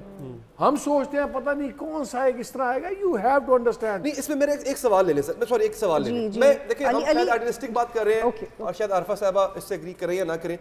एक होता है मैनेज करना, सब कुछ आप मैनेज करके बंदा आपने ट्रक में डाला, बस में डाला, आप उसको पहुंचा भी दिया, साथ में बिरयानी के प्लेट भी दी, उसका ये ले बेटा तेरा ये वोट है, जाके अंदर डाल के ये चीज है। अब एक है पोलिंग बूथ, यहाँ या अल्लाह देख रहा है या वो देख रहा है, और एक है उसका अपना इरादा। देखिए हम उसको कम से कम इतना तो देख सकते हैं ना कि उसका अपना भी कोई इरादा होगा। वो इंसान है, कोई भेड़ थोड़ी है कि आपने उसको एक रास्ता आपने लकीर खाई दी उससे आगे नहीं जाएगा। बहुते लोग बेचारे भेड़ा तो बुरा हाल है। एक है उसका अपना इरादा। कुछ तो 2024 में पाकिस्तानी कौम इन्वॉल्व हुई होगी ना, उसको हुई भी है, वो तो नजर आ रहा है आपको। ये जो अभी भी खौफ है थोड़ा बहुत, ये जो हम कहते हैं अनप्रेडिक्टेबल, यही तो है। मालिक साहब, I am sorry to cut you है, प्लीज एक सवाल पूछे। मुझे आरफा साहब आपसे ये पूछना है कि ये जिस फैक्टर की निशानदही मालिक साहब ने की, खैर निशानदही तो हो चुकी है, काफ़ी अरसे से ही पता है, लेकिन ये फैक्टर मौजूद है, इसको हम डिनाई नहीं कर सकते। ये जो फैक्टर है, क्या आप समझती हैं कि पाकिस्तान की पॉलिटिक्स में कोई एक ऐसा वक्त आएगा कि इस फैक्टर पे रिलाय ना किया जाए, बल्कि दूसरे फैक्टर पे, जो कारकर्दगी की बात मालिक साहब भी कर रहे हैं, लोगों की गुर्बत की बात, और अली ने भी डिस्कस किया है, क्या कोई दूसरे फैक्टर पे रिलाय करने का वक्त भी हम देखेंगे पाकिस्तान की सियासत में, या आपको लगता है कि नून लीग ने जो फैसले लिए उसके बाद ये भी चांस दफन हो गया? कौन से, सॉरी आपकी आवाज नहीं, कौन से फैक्टर्स का आप जिक्र कर रही हैं? मैं रिपीट कर देती हूँ। वो जो एक फैक्टर है, जो मेजर फैक्टर है, रियासत का फैक्टर, जो मालिक साहब ने बताया और आपने भी उसको पॉइंट आउट किया, क्या कभी कोई ऐसा वक्त आएगा कि वो फैक्टर जो है वो एलिमिनेट हो जाए हमारी पॉलिटिकल सिस्टम से, और जो एक्चुअली मेजर फैक्टर होना चाहिए, जो अवाम है, अवाम का वोट है, या जिस सिविलियन गवर्नमेंट ने परफॉर्म कर दिया, ये फैक्टर एलिमिनेट होता जाएगा। लेकिन मालिक साहब, उसके बावजूद भी हमने देखा है कि रियल परफॉर्मेंस। बिल्कुल, और आरिफा नूर साहबा का जवाब इस पे ले लेते हैं प्लीज। Real performance. हाँ जी, मेरा इस पे थोड़ा सा मौका फर्क है। मेरे ख्याल में थोड़ा सा रियासत को भी पीछे हटना पड़ेगा, क्योंकि ये सिर्फ सिविलियन गवर्नमेंट्स की परफॉर्मेंस से मसला हल नहीं होगा। It will have to be a little of both the things. एक तरफ किसी को पीछे हटना पड़ेगा और एक तरफ किसी को आगे बढ़ना पड़ेगा। बहुत शुक्रिया आरिफा नूर साहब। आरिफा को एक सेकंड रखिएगा। आरिफा टर्की की एग्जांपल है, हमें बड़ा शौक है टर्की को बार बार उर्दुआन को लाते हैं। हिस्ट्री क्या है उर्दुआन की? पहली बार ही आते उन्होंने टकराव किया, उठा के बाहर फेंका वहां की एस्टैब्लिशमेंट ने। He was in wilderness for a while, then he comes back, new party आते हैं, फिर वो बंदा 5-6 साल सिर्फ इकोनॉमी ठीक करता है। Exactly. जिस दिन इकोनॉमी ठीक हो गई, परफॉर्मेंस आ गई, उसी मुल्क में टैंकों के आगे लोग लेट गए। खाली डायलॉग मारने से नहीं कोई इदारा कोई पावर वॉलंटरली नहीं छोड़ता। आपको जगह लेनी पड़ती है, और वो सिर्फ परफॉर्मेंस है। जी मालिक साहब, टर्की इज एन एग्जांपल। जी मालिक साहब, इसमें एक चीज ऐड कर दूं, टर्की की एग्जांपल की बात की है, because I went there for studies. तो उसमें एक बड़ा इंटरेस्टिंग फैक्टर ये है कि बहुत से स्टूडेंट्स ने मुझे बताया कि लिबरल को भी शायद उर्दुवान पसंद ना हो, या किसी मजहबी बंदे को भी ना पसंद हो, लेकिन वोट वो उसको डालेंगे। बिल्कुल फरवा, एक और गेस्ट की तरफ बढ़ते हैं, और अयूब खान अपनी बायोग्राफी में लिखते हैं, उसका एक्सक्यूज ये देते हैं फ्रेंड्स डॉट मास्टर्स में कि अगर सियासतदान हमें ये गुंजाइश ना दें तो हम कभी इंटरफेयर ना करें। तो एक आर्गूमेंट बड़ा पुराना है जो कि अभी भी रेलेवेंट है। हसन अयूब साहब ने हमें इस वक्त ज्वाइन किया है, सीनियर जर्नलिस्ट हैं, मशहूर हैं अपनी ट्वीट्स की वजह से। वो हमेशा कहते हैं कि रावी चैन ही चैन लिख रहा है, and he is always relaxing. उन्होंने हमें ज्वाइन किया है, बहुत शुक्रिया हसन अयूब साहब ज्वाइन करने के लिए। हसन अयूब साहब, what's going on exactly in Islamabad, particularly if we see के यके बाद दीगरे जिस तरह के फैसले आ रहे हैं, ये फिर PTI के लॉयर्स की ज़्यादा बुरी परफॉर्मेंस थी, या फिर ये बड़ा नेचुरल है जिस तरह से फैसले आ रहे थे? देखिए, फैसलों की जो वक्त है इंतखाबात से पहले, ये तो सबको मालूम है, इसके मुझसे मुतल्लिक मैं क्या बात करूं, लेकिन ये बात मैं बिल्कुल यकीन के साथ कर सकता हूं कि जो मुकदमात थे ये पोलिटिकली इंजीनियर्ड मुकदमात नहीं है, ये बड़े सारे के सारे ऑर्गेनिक मुकदमा, और इनकी जो वजूहात थी, यानी साइफर केस अगर देख लें जिसका सबसे पहले फैसला आया है, तो साइफर को लहराया बानी चेयरमैन तहरीक इंसाफ ने, साइफर के ऊपर खेला बानी चेयरमैन तहरीक इंसाफ ने, और उनकी ऑडियो भी आई कि मैंने इसके ऊपर खेलना है।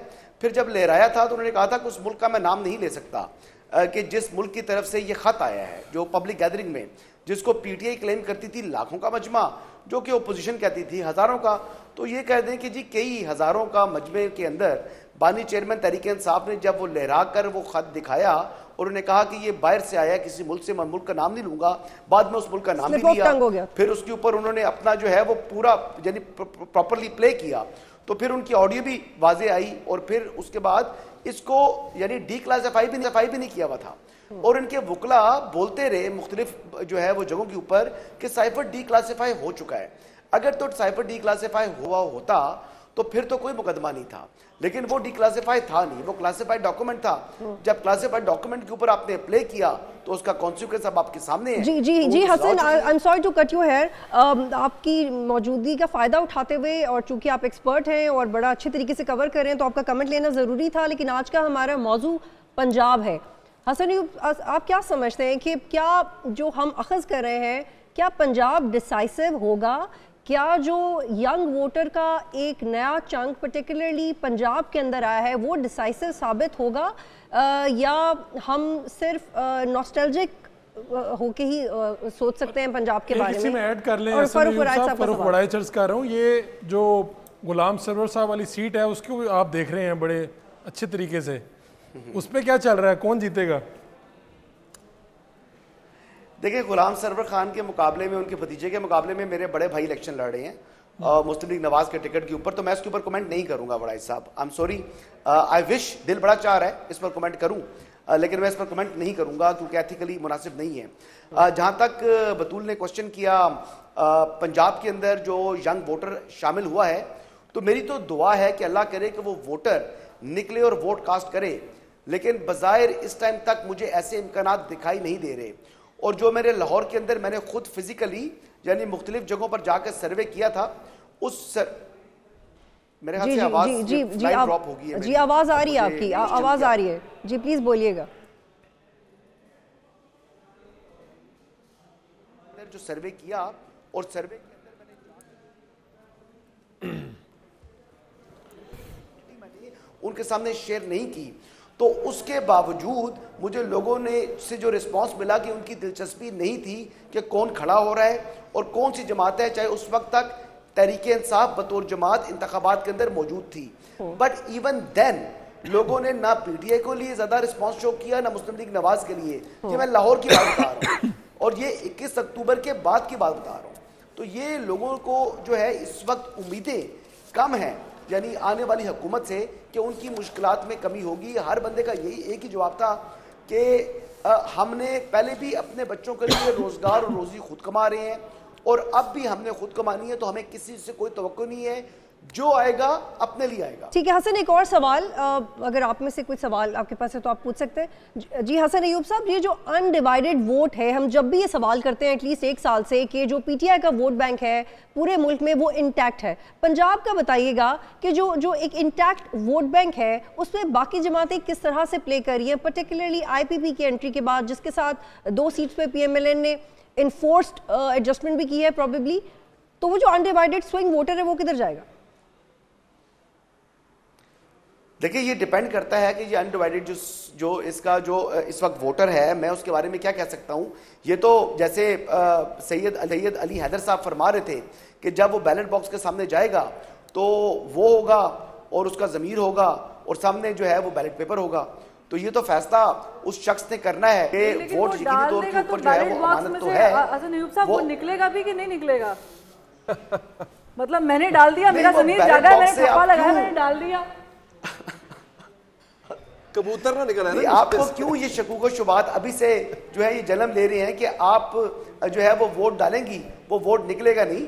अब एक बात याद रखिएगा, जो लोग, जो निज़ाम, जो सिस्टम, जो ये तमाम चीज़ों को कंट्रोल कर रहा होता है ना, ये 3 साल बाद इलेक्शन हो, 4 साल बाद इलेक्शन हो, 5 साल बाद इलेक्शन हो, वो दिन जो है ना, वो लोग वो सबसे ज़्यादा कमज़ोर होते हैं। तो उम्मीद रखें अच्छे की, और मेरा नहीं ख्याल कि पोलिंग डे के ऊपर कोई इस किस्म का किसी का इरादा है कि वो ठप्पा किसी और के बैलेट के ऊपर जो है ना वो निशान के ऊपर लगाए, सिंबल के ऊपर, और निकले किसी और का। विद ड्यू रिस्पेक्ट, अच्छा सोच के ये नौबत आ गई है कि आज मुझे ये सवाल करना पड़ रहा है।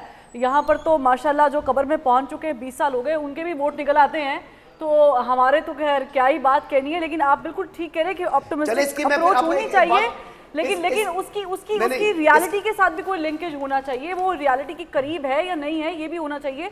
क्योंकि वो अगेन हम बहुत दफ़ा ये बात कर चुके हैं कि मोहतरमा बेनज़ीर भुट्टो शहीद साहिबा आरओ इलेक्शन कहती थी, और वो अगर दोबारा रिपीटेशन होगी तो ये बड़ा अपसेटिंग होगा मेरे जैसे वोटर के लिए, जिसने सहाफ़त के साथ अपना एक फरीज़ा भी अंजाम देना है और इससे अपना हक के राय दही भी इस्तेमाल करना है, और उन तमाम तर वोटर्स के लिए। बिल्कुल, आप भी फरूक फराइज भी हैं, बड़े मासूम वोटर हैं हमारे, तो ये मेरा ख्याल से बड़ा अनजस्टिफाइड है सिर्फ ये कह देना कि ये ऑप्टिमिस्टिक सोच रखनी चाहिए। आई थिंक उसके लिए कोई अमलन चीजें भी आपके सामने होती हैं, क्योंकि कहानी ऐसे नहीं बनती है। हसन अय्यूब साहब, आप बड़े सीनियर आदमी हैं, ऐसे नहीं बनती कहानी के पीछे बहुत सारी चीजें होती हैं। वेरी शॉर्टली हसन अय्यूब साहब। देखिए, बात यह है कि मैं तो ये कहूँगा कि वाकई गुज़िश्ता 4 साल में या 5 साल में कुछ जो पॉलिटिकल फोर्सेस की स्पेस थी, उन्होंने सिस्टम के अंदर सिस्टम को ज़्यादा गुंजाइश दे दी। अब सिस्टम को गुंजाइश दी किसने? मैं इसके लिए जो है वो सबसे ज़्यादा अगर ब्लेम करूँगा तो बानी चेयरमैन तहरीक इंसाफ को करूँगा कि जब उनको किसी भी बिल के लिए वोटिंग के लिए लोग चाहिए थे तो उन्होंने सिस्टम को इस्तेमाल किया। जब उनको वोट ऑफ नो कॉन्फिडेंस से पहले तक जो भी चीज़ उनको चाहिए होती थी वो सिस्टम को बोलते थे, अपने उनके बाद में उनके पॉलिटिकल गुरु बने थे, उन्हीं के ऊपर उन्होंने डिपेंड किया। कभी आमिर लियाकत अली जो है वो आमिर लियाकत साहब जो है मरहूम, उन्होंने आना होता था तो वो आते थे कि मैं आया नहीं हूँ, मैं लाया गया हूँ। तो फिर यहाँ पर सिस्टम को गुंजने वालों की भी जिम्मेदारी होती है। आप 16 महीनों के वो जो गठजोड़ है उसको कहाँ पे रेड कर रहे हैं फिर इसमें? मैं तो उसके ऊपर जा रहा था तो मुझे पहले ही बतूल ने रोक दिया, तो फिर मैं क्या कर सकता हूँ? बस कोशिश करें कि 8 फरवरी को आपको इस तरह ना रोका जाए। मैंने कहा स्टार्ट वहां से हुई है, जो स्पेस छोड़ी गई है ना वो वहां से आगाज हुआ है। जो पॉलिटिकल फोर्सेस ने अपनी स्पेस गेन की थी वो छोड़ दी गई, और वहां पर सिस्टम को आपने गुंजाइश दे दी।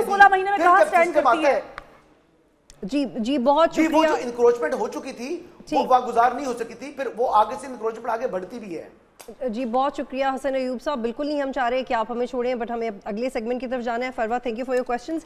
आपको रावलपिंडी डिवीजन के अजला के बारे में बताते हैं। आप हमारी टेलीविजन स्क्रीन पे भी बहुत इंटरेस्टिंग NA54 की डिटेल्स आप देख रहे होंगे, और हमारी ट्रांसमिशन की सबसे अहम बात यह है कि जितने इंटरेस्टिंगली हम आपको प्रेजेंट करते हैं नंबर्स, पर्टिकुलरली ऑगमेंटेड रियलिटी की फॉर्म में, ये बहुत इंटरेस्टिंग है। रावलपिंडी डिवीज़न में कौमी असम्बली की 13 नशस्तें हैं, सूबाई असम्बली में 24 नशस्तें हैं। 2018 के इंतखाबी नताइज के मुताबिक तहरीक इंसाफ ने 10 नशस्तें ली थी, सूबाई असम्बली में तहरीक इंसाफ ने 22 नशस्तें ली थी, और तहरीक इंसाफ के जो वोट थे उसके बारे में भी आपको बताते हैं। आप देख रहे हैं अपनी स्क्रीन्स पे कि चौधरी निसार अली खान लड़े हैं गुलाम सरवर खान के मुकाबले में, और बड़ा इंटरेस्टिंग हल्का है क्योंकि लास्ट टाइम भी जब चौधरी निसार अली खान जीते थे एक हल्के से, एक हारे थे और वो छोड़ गए थे अपनी सीट, और उसके बाद बड़ी देर के बाद उन्होंने हल्फ लिया था। तो इस वक्त भी सबकी नजरें चौधरी निसार पे हैं कि क्या अगर वो जीतते हैं तो वो किस तरफ ऑप्ट करेंगे, और जो गुलाम सरवर साहब हैं जिस तरीके से उनको टिकट दिलवाया गया है और एकदम से उनकी सियासी अहमियत बहुत बढ़ गई है, उसके ऊपर भी बात करते हैं। जी फरूक फराज साहब, मैं चाहती हूँ पहले आप इस पर कमेंट करें ताकि एक बुनियाद बन जाए डिस्कशन की, फिर आगे बढ़ते हैं। जी, ये गुलाम सरवर खान इस्तेकाम पाकिस्तान पार्टी से, और पाकिस्तान जो मुस्लिम लीग नून है उनके कारकुनान ने ये वाहिद सीट है जिसके ऊपर बहुत ज़्यादा रजिस्ट किया, और खुल के, यानी ख़ुद मुस्लिम लीग नून में भी इख्तलाफात पाए जाते थे, लेकिन पता नहीं ये नून लीग के साथ किसने ये जबर किया कि उनको उसी उम्मीदवार को लाना पड़ा जो उम्मीदवार उनके कायद नवाज। आपको नहीं पता किसने जबर किया? मुझे नहीं पता। तो उनके साथ उसी यानी नवाज शरीफ साहब को बुरा भला कहने वाले और इतना खुल के वो स्टांस लेने वाले गुलाम सरवर खान को एडजस्ट करना पड़ा मुस्लिम लीग नून को। चौधरी निसार अली खान यहाँ ये उनका पुराना है, 2 हल्कों से वो लड़े हैं, तो ये पुराना हल्का भी है, लेकिन एक मसला ये आ गया कि वो अपने धड़ों के साथ तो इंटैक्ट हैं, लेकिन प्रॉब्लम ये है कि वो लास्ट टाइम भी सिर्फ MP बने थे और वो भी आखिर में आके। तो ये जो धड़े हैं ना, ये आपके ताल्लुक और उन चीज़ों पे तो रहते हैं, लेकिन असल में इनको काम चाहिए होते हैं जो आपके इर्द गिर्द लोग होते हैं। तो गुलाम सरवर खान फेडरल मिनिस्टर थे, उनको ये एज हासिल रहा। अब उनके साथ मुस्लिम लीग नून है, अब उनके साथ एक उकाब का निशान है जो IPP का, तो ये भी इसलिए वो बड़ी अहमियत के हामिल हो गए हैं। चौधरी निसार साहब के साथ वो जो उकाब वाली कुव्वतें थी, शायद वो इस वक्त उस तरह से नहीं उनका मदद कर पाएंगी जिस तरह से गुलाम सरवर खान साहब को यह आज हासिल होगा। लेकिन पाकिस्तान तहरीक इंसाफ का जो वोटर है वो भी अपना कोई किरदार अदा कर सकता है, उसका भी फायदा हो सकता है। IPP में मैं आपसे एक सवाल करना चाह रही हूँ, बहुत अहम है कि आप इसका जवाब दें। IPP की जो बनावट है, जितनी तेज़ी से जमात बनी, जैसे इलेक्टेबल्स एक जगह पे जमा हुए एक जामे मंशूर के बगैर, वो एक अपनी जगह पे एक हकीकत है, but it has a support, we all know that. लेकिन जो चौधरी निसार की पॉलिटिकल रेलेवेंस है उस पर कमेंट कीजिएगा। जी, चौधरी निसार जो हैं वो अपने हलके में रहे ज़रूर हैं, मैंने सिर्फ ये कहा कि उनके पास जो वो पावर होती है ना गवर्नमेंट वाली, वो मिसिंग रही। एक बात तो ये, लोगों के साथ वो राब्ते में रहे, अपने धड़ों के साथ वो रहते हैं, ये अपनी जगह पे। और पाकिस्तान तहरीक इंसाफ का वोटर जो है वो अपना गुस्सा जब निकालेगा, अगर let's suppose Pakistan Muslim League Noon का जो पक्का कारकुन है और उसने गुलाम सरवर खान साहब की वो सारी तकरीरें सुनी हुई हैं जो उन्होंने तकरीबन 6-8 माह पहले की हुई हैं, तो अगर वो अपना रिएक्शन दे देता है तो उसका नतीजा क्या निकल सकता है? डिस्कस करूं जो मुझे लगता है कि वो होने दिया नहीं जाएगा। उसकी वजह ये, आप इमेजिन करें मियां नवाज शरीफ असेंबली में बैठे, लिया शहबाज शरीफ साहब भी बैठे और बाकी नून लीग की क़यादत भी है, चौधरी साहब भी वहीं बैठे हैं। ये सीन आप जरा इमेजिन करें, ये सीन अच्छा आजाद उम्मीदवार की हैसियत से, आजाद उम्मीदवार की जैसे भी, लेकिन असेंबली में बैठे हैं ना, ये अब मियां साहब तकरीर कर रहे हैं, डाइजेस्ट नहीं होगा। आप देखें ना, ये डाइजेस्ट करना और अपने हम पल्ला आके लाके बिठा देना, उनमें गुस्सा पाया जाता है। मियां साहब में गुस्सा है और मरियम साहब में उससे ज्यादा गुस्सा है चौधरी साहब को लेकर के। तो हत्तुल विसा कोशिश की जाएगी कि चौधरी निसार असेंबली का रास्ता ना देखें। तो मुझे ये लगता है कि अभी तक वो तमाम फैक्टर्स जो नून लीग की मदद जहां जहां से हो रही है, जिस तरह भी हो रही है, ये भी मेक श्योर किया जाएगा कि चौधरी निसार जो है वो ये सीट। ठीक है फरवा, आप भी आने से पहले एक और हल्के की तरफ भी चलते हैं, उस पर भी आप कमेंट कीजिएगा। शेख रशीद का द मोस्ट फेमस हल्का NA56 हनीफ अब्बासी साहब के साथ उनका मुकाबला है। आप समझती हैं कि शेख रशीद साहब की वही पोजीशन है जो वही रहेगी जो पहले थी, या वो डायनामिक्स चेंज हो गए उनके लिए? अच्छा, मैं थोड़ा सा इस पे कमेंट करना चाहूँ। मेरी पर्सनली, वैसे अगर मुझसे राय पूछे तो मुझे अच्छा लगेगा अगर चौधरी निसार साहब। आपको अच्छा लगेगा? लेकिन आपको अच्छा क्यों लगेगा? आपको अच्छा क्यों लगेगा? उससे पहले हम दिखा देते हैं थोड़ी इस हल्के की डिटेल्स। आप देख सकते हैं कि NA56 में हनीफ अब्बासी साहब मद्दे मुकाबल होंगे शेख रशीद के। ये बड़ा सख्त मुकाबला देखने में आएगा, पहली दफ़ा नहीं है कि एक दूसरे के मद्दे मुकाबले पहले भी रहे हैं। और ये 2024 के इलेक्शन में NA56, जो कि स्क्रीन पे शायद गलत नंबर आ रहा है, इसको करेक्ट करने की ज़रूरत है। और इस इलेक्शन में शेख रशीद साहब की अपने जो धड़े हैं वो बड़े स्ट्रॉन्ग है, लेकिन हनीफ अब्बासी साहब ने काम भी बड़ा किया है। तो आई एम श्योर कि जो टर्न आउट है वो हनीफ अब्बासी साहब की फेवर में ज़्यादा जा सकता है, क्योंकि जो this is what I think. लेकिन शेख रशीद साहब क्या अपनी लॉयल्टी चेंज करने के बाद ज़्यादा फ़ायदा उठा सकेंगे, यानी ये भी देखना होगा। जी फरवा। शेख रशीद साहब शहजादे बंदे हैं, this is what I want to comment on, क्योंकि ज़ाहिर है कि उन्होंने एक बहुत बोल्ड स्टांस लिया और फिर वो बोल्ड स्टांस कहीं उल्टा पड़ गया और फिर काफ़ी उल्टा पड़ गया। लेकिन एक चीज़, शेख रशीद साहब अपने हलके के लोगों के साथ बड़े इंटरेक्टिव रहे, बड़ा उन्होंने इंटरेक्शन रखा है। ये एक एज है। अगेन हनीफ अब्बासी साहब जो है उनका भी ये एक एज है, तो ये मुकाबला इंटरेस्टिंग होगा। मैं ये प्रेडिक्ट तो नहीं कर सकती हूँ, क्योंकि मुझे लगता है कि ज़ाहिर हनीफ अब्बासी साहब को ये एज मिल जाएगा, वो ले जाएंगे ये सीट इफ़ फारूक, अगर आप अग्री करें इस चीज़ से, क्योंकि आपकी ज़्यादा इस पे है। लेकिन मुझे लगता है कि शेख रशीद की भी वहाँ पर पॉपुलेशन, फैन जिसे कहते हैं ना, फैंस मौजूद हैं या फॉलोअर्स मौजूद हैं, और वो उनका एक बड़ा रिवायती किस्म का स्टाइल है, देसी किस्म का स्टाइल। ठीक है मालिक साहब, आप इस पे कमेंट कीजिएगा, फिर हम अगले। मैं इनको हम पहले भी डिस्कस कर चुके हैं, लेकिन मैं चौधरी निसार साहब पे एक बात कहना चाहता हूँ। देखिए, he was at one time one of the strongest people, Nawaz Sharif के बाद पार्टी में स्ट्रॉन्गेस्ट थे, very graceful as well। हाँ, लेकिन कई बार यही आपकी अनडूइंग हो जाती है। वो इतने स्ट्रॉन्ग थे कि उनका उसका ख्याल था कि वो मरियम नवाज को भी जी इग्नोर कर सकते हैं या वो कर सकते हैं। वो उनकी बहुत बड़ी गलती साबित हुई, and that proved his undoing. फिर चौधरी निसार साहब की और परवेज रशीद साहब की बहुत कॉन्फ्लिक्ट था उस ज़माने में। परवेज रशीद साहब बहुत क्लोज थे मरियम के, और वो आप खुद भी कहती हैं मेरे मेंटोर हैं, अंकल हैं, सब कुछ हैं, तो उनके लिए डबल वैमी होगी। और दूसरा निसार साहब, एक ज़माना था कि वो समझते थे कि शायद अगर वो उतने ही अमीर होते जितने शरीफ बरदरान वगैरह थे तो शायद वो प्राइम मिनिस्टर होता चाहिए था उनको। वो इंटेलेक्चुअली अपने आप को बहुत फेस समझते थे। आई थिंक हर एक ज़िंदगी की तरह सियासत में भी एक सर्कल ऑफ लाइफ, एक पावर सर्कल होता है, वो अपनी प्राइम वहाँ से निकल गए हैं। अब फिर जितना सा वो बाहर बैठे वो रेलेवेंस और ख़त्म हो गई। अब पिंडी से जो आपका ताल्लुक़ होता है वो डिपेंड करता है आप कौन से लॉन्ग कोर्स के दोस्त हैं। उनके बाद बहुत से लॉन्ग कोर्सेज आगे हुए हैं बहुत ज़्यादा। सो वो भी चीज़ ख़त्म होगी। उसमें उनके भाई थे, आपको याद है, डिफेंस सेक्रेटरी थे, बड़ा कुछ सीन पार्ट था। तो 2-2, 3-3 बैचेस ऊपर नीचे। मुशर्रफ साहब की जो तैनाती थी उसमें एग्जैक्टली होता ये है कि फौज में भी ना 2 बैच ऊपर 2 बैच नीचे, तब तक तो आपका इन्फ्लुएंस दोस्ती होती है, उसके बाद यूर नोबडी।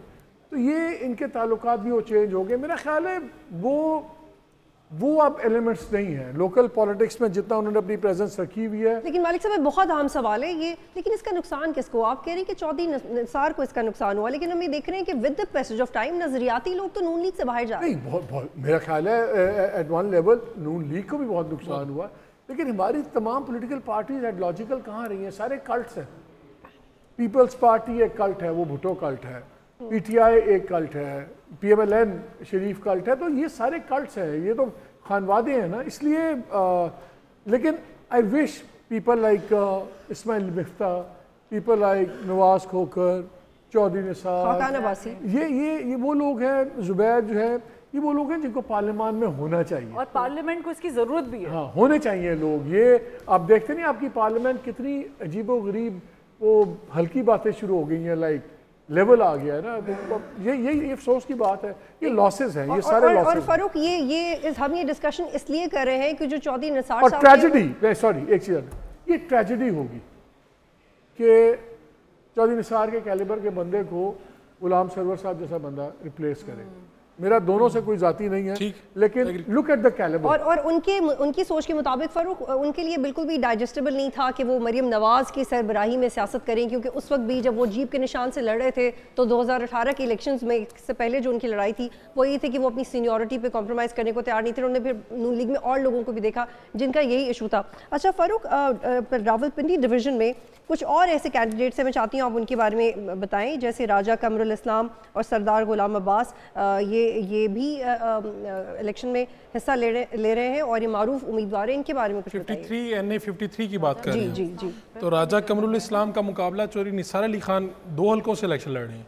और राजा कमरुल इस्लाम वो हैं, ये MP हुआ करते थे, आपको याद होगा 2018 में इन्होंने पाकिस्तान मुस्लिम लीग नून में बड़ा जुल्म बर्दाश्त किया और इनको कैद भी हुई। फिर आपको याद होगा कि एक बच्ची और बच्चा सारे सामने निकले थे जिन्होंने कैंपेन की थी। छोटी बच्ची थी, बच्चा था, वो इनके बेटी और बेटा थे जिन्होंने कैंपेन की थी। उस वक्त बड़ा जज्बाती एक माहौल बन गया था, लेकिन कमर साहब सीट नहीं निकाल पाए थे। तो इस दफ़ा ये है कि कमरुल इस्लाम राजा साहब जो हैं, अब इलेक्शन इन्होंने पहले चूँकि नीचे कंटेस्ट करते रहे हैं लास्ट टाइम भी और इस वक्त भी कंटेस्ट किया, तो अब नून लीग की सूरत हाल बेहतर है, लेकिन फिर भी ये कांटेदार मुकाबला है। ये ऐसा मुकाबला नहीं है जहाँ पे आपको लगता है कि बस समझते हैं कि किसी और की इसमें मैं आपसे वैसे आप तो पिंडी वगैरह का बता रही हैं, मैं दरमियान में से आपको पीछे पता नहीं क्या इंस्ट्रक्शन है। मैं चाहता हूँ आज आपको मुझे ना पाक पतन मैंने सर्कल किया हुआ है और पाक पतन की बड़ी अहमियत है, ख़ास तौर पे बुशरा बीबी के बाद और उनसे पहले भी उसकी बड़ी अहमियत रही है। मैं सिर्फ इसलिए दरमियान में इंटरप्ट करूंगा कि ये NA 139 है। मुकाबला इसलिए इंतहाई दिलचस्प है कि अहमद रज़ा मानिका लड़े हैं, उनके मद्दे मुकाबले लड़े हैं पाकिस्तान तहरीक इंसाफ के राव उमर हाशिम खान। अब दिलचस्प क्यों हैं? अहमद रज़ा मानिका खावर मानिका के भाई हैं, पाकिस्तान मुस्लिम लीग नून के कैंडिडेट हैं, यहाँ से पहले भी MNA मुंतखब हुए 1,18,000 वोट लेके। इनके मद्दे मुकाबले उस वक्त पाकिस्तान तहरीक इंसाफ के 2018 में अहमद शाह खग्गा थे। अब दिलचस्प सूरत हाल ये हुई है कि तीसरे नंबर पे एक आज़ाद कैंडिडेट थे जिन्होंने लास्ट टाइम 25,000 वोट लिए थे, राव नसीम हाशिम। उनके बेटे राव उमर हाशिम मुकाबले में आए हैं और उनकी मूव बड़ी ज़बरदस्त है। मूव क्या उन्होंने की है कि अता मानिका साहब जो साबिक सूबाई वज़ीर हैं, उनके बेटे हयात मानिका जो बुशरा बीबी के दामाद हैं, उनको मुस्लिम लीग नून से निकाल के वो PTI में ले आए हैं। 4 दिन पहले की हैपनिंग है। उनको पाकिस्तान तहरीक इंसाफ को वो पहना दी है। तो पाकपतन की ये सीट जो मुस्लिम लीग नून की झोली में घिर जाया करती थी बड़ी आसानी से, तो राव उमर हाशिम ने नीचे वाले विंग्स में ला ये के, तो बड़ा इंटरेस्टिंग और है। अब इसलिए इंटरेस्टिंग है कि हम दूसरा आर्गुमेंट बुशरा देख बीबी रहे के हैं और जेल के बाहर दामाद, ये बुशरा बीबी adjustment। के जो साहब का वो देवर अहमद रजा मानिका ऊपर लड़े हैं पाकिस्तान मुस्लिम लीग नून से, और उसी सीट पे राव उमर हाशिम के नीचे पाकिस्तान तहरीक इंसाफ के अब उम्मीदवार हैं हयात मानिका, अता मानिका के बेटे। तो ये देखें, बाज़ हम बड़े बड़े हलकों को इस तरह से लेते हैं, लेकिन कुछ शख्सियात की वजह से, हवाले की वजह से, खान साहब का आप कह सकते हैं ससुराल कह सकते हैं खान साहब का, हाँ, है, अभी भी है। ससुराल, हाँ पाकपतन। लेकिन ये मैं तो चाहती ये हूँ कि बड़ी इसको थोड़ा सा पॉलिटिकली डिस्कस करें, क्योंकि हमने 2 दिन पहले ये खबर है कि जेल में आर्गुमेंट हुआ है मानिका साहब का लॉयर के साथ जो खान साहब के थे, वो हम उसमें आर्गुमेंट देख रहे हैं, बाहर हम एडजस्टमेंट देख रहे हैं। ये मुकामी एडजस्टमेंट है। मानिका जो है ना बड़े अहम है पाकपतन में, पुरानी पॉलिटिकल फैमिली है, और ये फैमिली वो है 2018 के बाद तो ख़ास तौर पे आप यूँ समझें कि DPOs हमें कहा करते थे, DCs कहा करते थे कि अगर कोई काम करवाना है तो चलो आओ पाकपतन की तरफ चलते हैं, वहाँ पे वैसे भी बरीदा हस्ती है अच्छा, एक और हल्के उसकी तरफ बढ़ते हैं, एक और हल्के ये बयान देने तक तो मानिका साहब खुद बड़ा इन्फ्लुएंस था। हाँ जी, सारे काम इन मानिका साहब के होते थे, बड़े अब छोड़ दें बातें, टेलीविजन पे करने वाली बातें नहीं है आजकल हुए। जी फारूक, एक और हल्का, फिर उस पे आप लोग भी कमेंट कीजिएगा। जिला नारोवाल में NA-75 में दानियाल अजीज साहब का मुकाबला है चौधरी अनवारुल हक से, इस पे बताइएगा। हमारे जो पार्टिसिपेंट्स हैं ना उनकी दिलचस्पी इसलिए भी कम होती जा रही, हम तो चाहते हैं कि व्यूअर्स देखें, उनको इन्फॉर्मेशन मिले, इनकी इसलिए दिलचस्पी कम होती जा रही क्योंकि इन्होंने डिस्कस किया असल में एक सर जिस तरह होता है ना विकिपीडिया, ये है हल्का पीडिया, और इनको हल्के में बिल्कुल नहीं लेना। चौधरी अनवारुल हक दानियाल अजीज से मुकाबला करेंगे। जी, दानियाल अजीज साहब जो हैं वो खबरों में हैं, और ख़ास तौर पे ये है कि पाकिस्तान मुस्लिम लीग नून नहीं, पाकिस्तान मुस्लिम लीग नून से इख्तलाफात नहीं उनके पाकिस्तान मुस्लिम लीग नून के जनरल सेक्रेटरी एहसन इकबाल साहब से इख्तलाफात हैं। अच्छा, ठीक है। और इसकी बड़ी कोशिश की गई कि ये रिजॉल्व कर लिए जाएं, लेकिन प्रोफेसर साहब भी अपने उसके ऊपर थे, वो भी छोड़ना नहीं चाह रहे थे, और जिनको वो टिकट दिया गया वहाँ से, जो चौधरी साहब हैं, ये पहले एक मरतबा MNA रह चुके हैं। दानियाल अजीज़ की उस हल्के पे ज़्यादा ग्रिप है, उनकी अहलिया जब वो खुद हिस्सा नहीं ले सके थे तो उनकी अहलिया अच्छे मार्जिन से वहाँ से जीती थी। उनके जो वालिद साहब हैं, जो अभी मेरे ख्याल कब वफात पाई है उन्होंने, उनका भी बड़ी ग्रिप थी इस हल्के में, और वो पूरे डेरेदार आदमी हैं जो दानियाल अजीज़। उन्होंने इलेक्शन कमीशन से रजू भी किया है कि मेरे साथ ज्यादती हो रही है, मेरा वो हाल हो रहा है जो PTI के उम्मीदवारों का होता है। ठीक है, कहीं वो भी आगे जाके नजरियाती ना बन जाए। वहाँ यहाँ पे पाकिस्तान तहरीक इंसाफ के भी 2 उम्मीदवार, पाकिस्तान तहरीक इंसाफ के एक उम्मीदवार वो हैं जिनको टिकट जारी किया गया, और एक वो हैं जो लास्ट टाइम के रनर अप थे, उनके बेटे हैं, वो कहते हैं मैं PTI का उम्मीदवार हूं। जी फारूक, एक अहम शख्सियत ने मैं ज्वाइन किया है, बिलाल अजहर कियानी साहब मुझे ज्वाइन करें, लीग से और जेलन से इलेक्शन भी लड़ रहे हैं। बहुत शुक्रिया बिलाल साहब प्रोग्राम में ज्वाइन करने के लिए। मैं पहला सवाल कर लेती हूँ, जेलम की क्या सूरत हाल है कियानी साहब? आप तो बड़े अहम आदमी हैं। फारूक बड़ाई चर्च कर रहा हूँ, और अब तो फवाद चौधरी भी नहीं है वहाँ। जी फारूक साहब अस्सलाम वालेकुम जी, बहुत शुक्रिया जी मुझे इस ट्रांसलेशन में दावत देने का। अल्हम्दुलिल्लाह जी, सिचुएशन जेलम में बहुत ही खुशाइंद है, बहुत इंकरेजिंग है। हम बहुत कॉन्फिडेंट हैं इंशाल्लाह कि 8 तारीख को कामयाबी होगी। मैंने तकरीबन सारा हल्का अब इलेक्शन कैंपेन में कवर कर लिया है, ऑन द फील्ड जगह जगह कॉर्नर मीटिंग्स होती हैं, जलसे होते हैं, कई छोटे ग्रुप्स में मुलाकात होती है, डोर टू डोर कैंपेन की है, तो रिस्पांस बहुत इंकरेजिंग है।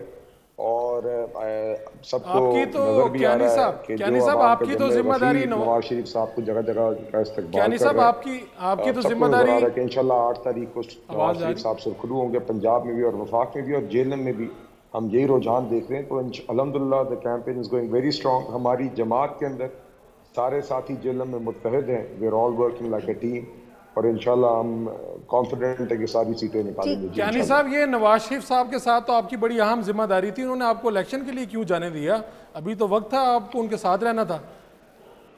नहीं जी, देखिए मैं अपने इलाके में पिछले 4-5 साल से मैं जो एक रवायती हमारा तरीक़ाकार है कि इलाके से रब्ता रखना, गमी खुशी, सियासी जो दीगर जिम्मेदारियाँ होती हैं वो मैं करता आ रहा हूँ। तो मैंने एक दरख्वास्त की, मेरे कायद ने, मेरे पार्लियामेंट्री बोर्ड ने मुझ पर एतमाद किया, तो वो क़यादत का फ़ैसला है जी। मैं तो एक जमात का कारकुन हूँ, उनका जो हुक्म था वो सरांखों पे, वो टिकट देते तो भी हम हाजिर हैं, ना भी देते तो। यानी साहब एक बात तो बताएं, आप तो इकॉनमी पे भी काम करते रहे हैं, लेकिन उससे पहले एक सवाल है ऑन अ लाइटर साइड, अकेले इलेक्शन लड़ने में बोरियत नहीं होती?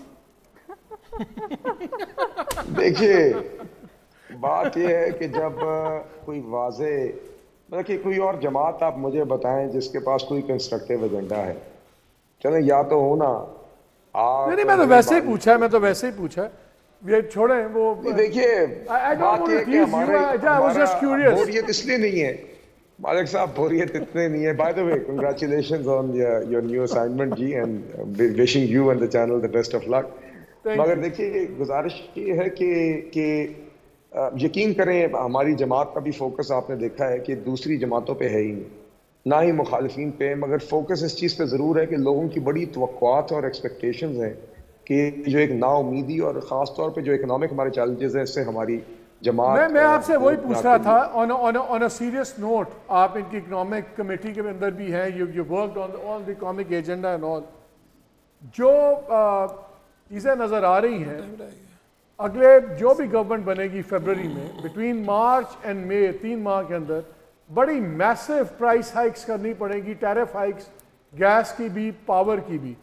आपके पास इतना पॉलिटिकल वेयरऑल है कि आप लोग कर पाए? बिकॉज अगर पहले इन 2-3 माह में ना किया फिर हम नहीं कर पाएंगे। ये तैयार है पार्टी आपकी? देखिए मालिक साहब, मेरे ख्याल से कुछ अब फैसले हैं, स्ट्रक्चरल रिफॉर्म्स हैं, कुछ हमारी स्टेट ओन्ड एंटरप्राइजेस के हवाले से फैसले हैं, कुछ हमारी एक्सपोर्ट्स बढ़ाने से मुतालिक फैसले हैं जो कि अब इनएविटेबल हो गए हैं और they can't be delayed any longer. I think आपने देखा कि हमारी 16 माह की हुकूमत में भी जब इलेक्शन सर पे थे, जब एक मखलूत हुकूमत थी, एक कॉबल टुगेदर आप कह लें कोalition थी जिसमें दीगर जमातें थी, उसके अपने चैलेंजेस थे, उसके बावजूद PMLN लेड हुकूमत ने वो मुश्किल फैसले किए जो उनकी पोलिटिकल कॉस्ट भी थी। तो अगर हम उस टाइम पे वो फैसले कर सकते थे जो कि ज़रूरत थी उस वक्त की, तो आज भी हम वो फैसले करेंगे। जी बिलाल साहब, इसी से मुताल्लिक एक सवाल है, उसका भी जवाब दीजिएगा। इसी से मुताल्लिक कि पाकिस्तान में जो सैलरीड क्लास है वो 200% ज़्यादा टैक्स देती है, ये बहुत पुरानी रिपोर्ट्स हैं, लेकिन बदकिस्मती से अब तक हम 200% टैक्स हम लोग देते हैं। आप ये कैसे मेक श्योर करेंगे कि रिटेलर्स और एक्सपोर्टर्स को टैक्स नेट में लेके आए? आप ये कह रहे हैं कि आपने पॉलिटिकल कॉस्ट के ऊपर लोगों को रिलीफ दिया, लेकिन IMF के प्रेशर को कैसे डील करेंगे? उस वक्त हालात और थे, अब और है। अब आप नहीं कह सकते कि जब तक आप सर्कुलर डेट कम नहीं करेंगे 20 से 30 रुपए बिजली नीचे आ जाएगी, कैसे करेंगे? नहीं देखिए बात ये है, जो आपने IMF की बात की ना जी, कुछ चीज़ें होती हैं जब इसमें IMF प्रोग्राम भी हो तो कुछ चीज़ें आपको वैसे ही करनी होती हैं, IMF प्रोग्राम हो या ना हो। फॉर एग्जाम्पल टैक्स रिफॉर्म्स उसका हिस्सा है। We have to widen the tax net. अब हमें वो सारे शोबे जो नहीं अपना फेयर शेयर ऑफ टैक्सेस दे रहे, वो हमें वैसे भी उनसे टैक्स दिलवाना है, किसी IMF प्रोग्राम की वजह से नहीं।